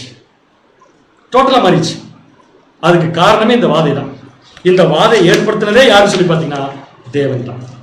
சோ வாதை எது மேல ஊத்திருக்காங்க? சூரியன். சூரியன் ஈக்குவல் என்ன நமக்கு? ஒவ்வொரு இடத்துல ஒவ்வொரு பதில குறிக்கும், எதை குறிக்குன்னு சொல்ல. சூரியன் ஈக்குவல் டு சுவிசேஷம். அப்ப சூரியன் மேல வாதை ஊத்துறதுன்னா சூரியனை பாதிக்கிறது. சூரியன் சுவிசேஷம் தானே, அப்போ சுவிசேஷத்தை பாதிக்கிறது தானே, கரெக்ட்? சுவிசேஷன் அன்னைக்கு சொல்லிட்டு இருந்தது யாருன்னு பார்த்தீங்கன்னா போப்பு மார்க்கம், பாபிலோன். அவங்க சுவிசேஷத்தை பாதித்தாங்க. அதான் 2ஆம் உலகப் போர். அவங்க சுவிசேஷம் சொல்லியிருப்பாங்க, நல்ல செய்தி. என்ன நல்ல செய்தி? என்ன வேணாலும் ஆக்கிரமம் பண்ணு, பணத்தை கட்டு, இந்த மாதிரி சுவிசேஷம். அவங்க பாவம், இதெல்லாத்துக்கும் ஒரு மிகப்பெரிய வாதை, ஒரு மிகப்பெரிய வருத்தம் இந்த 4ஆம் தூதனுடைய வாதையின் மூலம் வந்துச்சு. 2ஆம் உலகப் போர் முடிச்ச உடனே ஜனங்கள் ஒரு பெரிய மாற்றத்தை செஞ்சாங்க சொன்ன இல்லையா? அந்த மாற்றம் என்ன தெரியுங்களா? ஜனங்கள் கொத்து கொத்தா செத்து உழுகிறத பார்த்ததுக்கு அப்புறம் உலகம் எங்கும் இருக்கிற ஜனங்களுக்கு பார்வையே மாறிடுச்சு. எப்படி மாறிடுச்சுன்னா, மென் டவுட் த சோர்ஸ். அதாவது மனுஷனுக்கு அடிவயிற்றிலே கை வைக்கிற சொல்லுவாங்க, அந்த மாதிரி ஒரு சந்தேகம் வந்துருச்சு. அந்த சந்தேகம் என்ன தெரியுமா? கடவுள்னு ஒருத்தர் இருக்காரா இல்லையா? கடவுள்னு ஒருத்தர் இருக்காரா இல்லையா? ஏன் தெரியுமா? இது வரைக்கும் பைபிள் கொஞ்சம் போப்பு மார்க்கம் எடுத்து பிரசங்கம் பண்ண ஆரம்பிச்சு அவங்க சொல்றது உண்மையை சொல்லி ஜனங்க சொல்லிட்டு இருந்தாங்க. சில பேர் கேட்டு இருந்தாங்க, நம்பி வாழ்ட்டு இருந்தாங்க. ஆனா இந்த 2ஆம் உலகப் போருக்கு அப்புறம் ஜனங்கள் பைபிள் படிக்கிற ஆர்வம் கொஞ்சம் கொஞ்சமா என்ன ஆச்சுன்னா குறைஞ்சிருச்சு. அதுக்கு பதிலா 2ஆம் உலகப் போருக்கு அப்புறம் என்ன டெவலப் ஆச்சுன்னா பிலாசபிஸ் என்ன சொல்லலாம், தத்துவங்கள், எக்ஸிஸ்டென்ஷியலிசம், அவ்வளவுதான் சொல்ல முடியும். ஒரு தடவை தமிழ் நல்லா இருக்கும். இது 2 உள்ள வந்துருச்சு. தமிழ் சொல்ல போனா இருத்தலியல், கீழே படிச்சிருக்கேன், நான் கஷ்டப்பட்டு தான் போட்டிருக்கேன். இருத்தலியம் என்பது அறம் என்றோ தெய்வம் என்றோ ஒன்று இல்லாத உலகில். அப்ப என்ன முடிவு பண்ணிட்டாங்க ஜனங்க? கடவுள்ல ஒருத்தருமே. ஏன் தெரியுமா இப்படி மனுஷன் செத்துச்சுக்கிறான்? கடவுள் ஒருத்தர் இருந்தாரு, இதெல்லாம் என்ன பண்ணிருப்பாரு? நிறுத்தி இருப்பாரு, கண்டிஷன் போயிட்டாங்க. தனி மனிதன் பொறுப்புணர்வுடன் சுதந்திரமும் மிக்கவன் என்றும் அவற்றை பயன்படுத்தி அவன் எடுக்கும் தீர்மானமான முடிவுகள், அவனே தனக்குத்தானே எடுக்கக்கூடிய தீர்க்கமான முடிவுகள் அவனது வாழ்க்கையின் அடுத்தடுத்த நிலைகளை நிர்ணயிக்கின்றன என்றும். என்ன பண்ணிட்டாங்க தெரியுமா?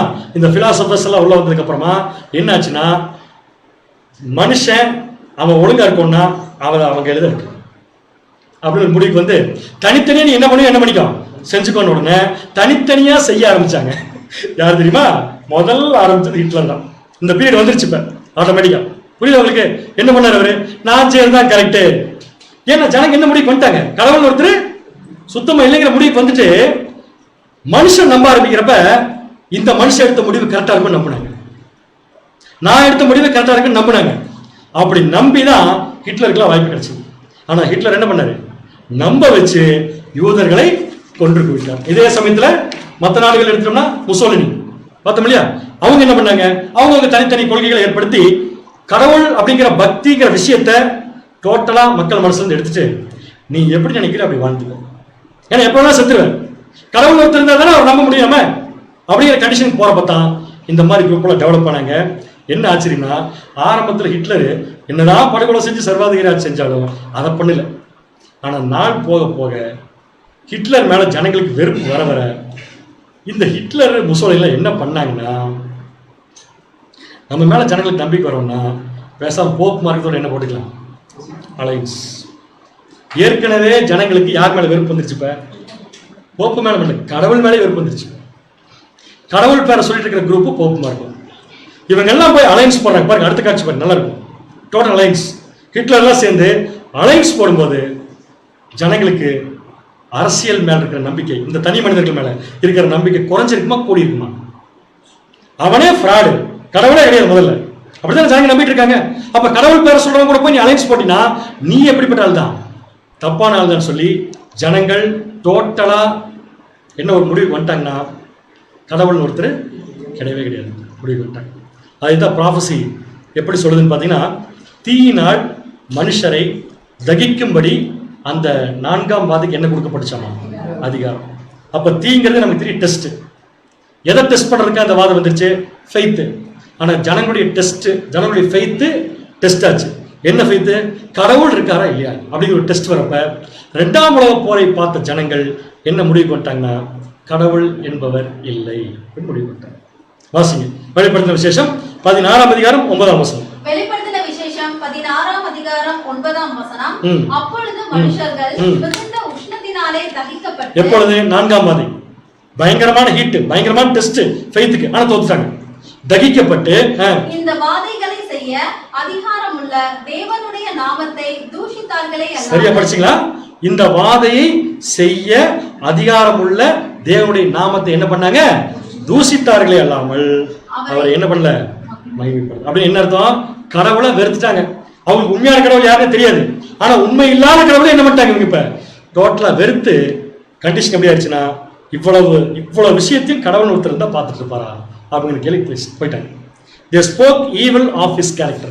தேவன் எவ்வளவு கொடூரமானவர், இப்படி கொன்று குவிக்கிறாரு ஜனங்களை அப்படின்னு சொல்ற ஒரு கண்டிஷனுக்கு போய், where is God in all of this?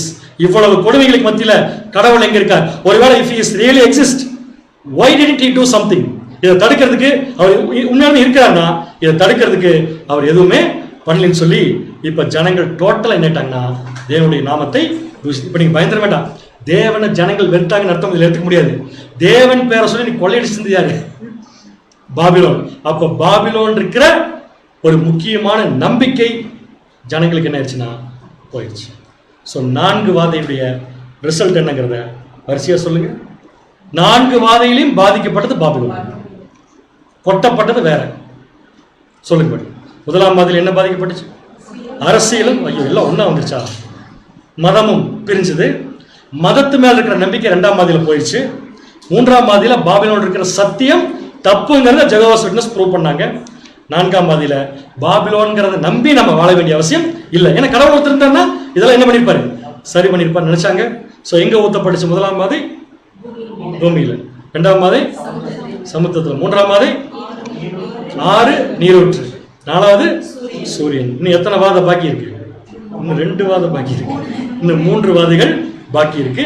அந்த 3 வாதையும் பார்த்துட்டு அடுத்து நான் போட்டல ஒரு கம்பேரிசன், அந்த கம்பேரிசன் ஒவ்வொன்றுக்குள்ளேயும் போகலாம். இப்போ இதை மனசுல வச்சுட்டீங்கன்னா தான் கம்பேரிசன் பண்றப்ப கரெக்டா நம்ம கம்பேரிசன் பண்ணணும். சரிங்களா? ஸோ தேவன் தாமே நம்மை ஆசீர்வாதத்தை வழி நடத்துவாராக. மறுபடியும் அடுத்த சந்தர்ப்பத்தில் இதனுடைய தொடர்ச்சியை நாம் பார்க்கலாம்.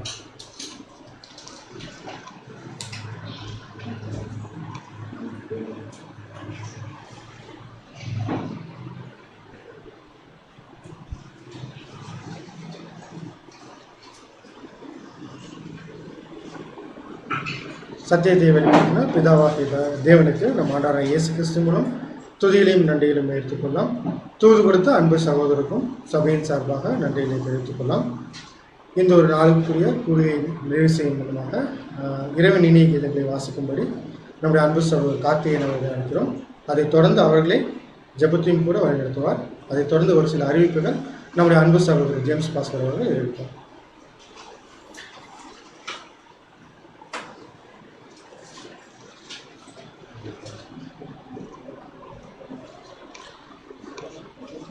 இன்றைய நாளுக்குரிய இறைவன் இணையங்களை வாசி கேட்போம். யோவான் 20ஆம் அதிகாரம் 19ஆம் வசனம். வாரத்தின் முதல் நாளாகிய அன்றைய தினம் சாயங்கால வேளையிலே சீஷர்கள் கூடியிருந்த இடத்தில் யூதர்களுக்கு பயந்ததினால் கதவுகள் பூட்டியிருக்கையில் இயேசு வந்து நடுவே நின்று உங்களுக்கு சமாதானம் என்றார்.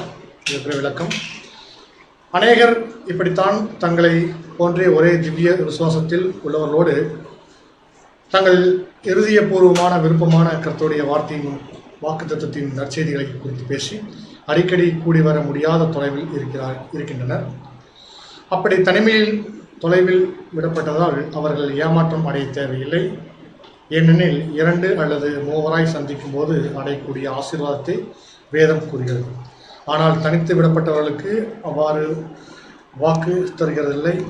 அப்படிப்பட்டவர்கள் தேவ ஏற்பாடு என்ன என சிந்தித்து யாரேனும் இருவராவது கலந்து கொண்டு தேவ வார்த்தையை பகிர்ந்து கொள்ள வேண்டும்.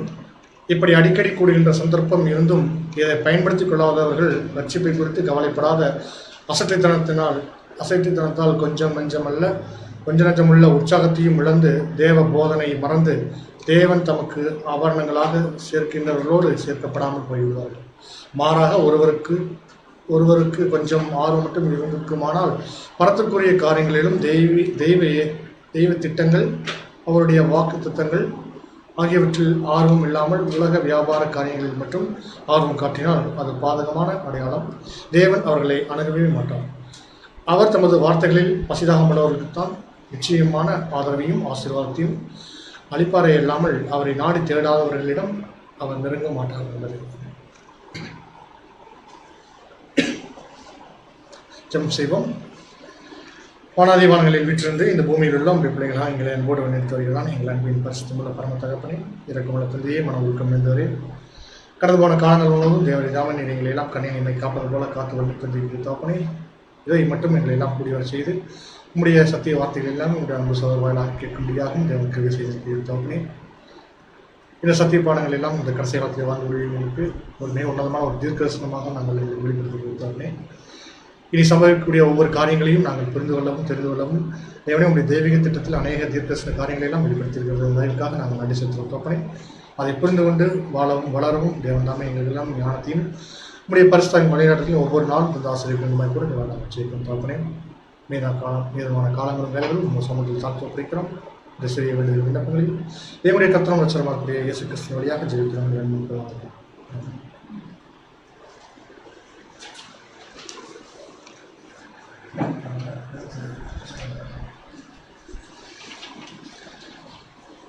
அன்புக்குரிய சகோதர சகோதரிகளே,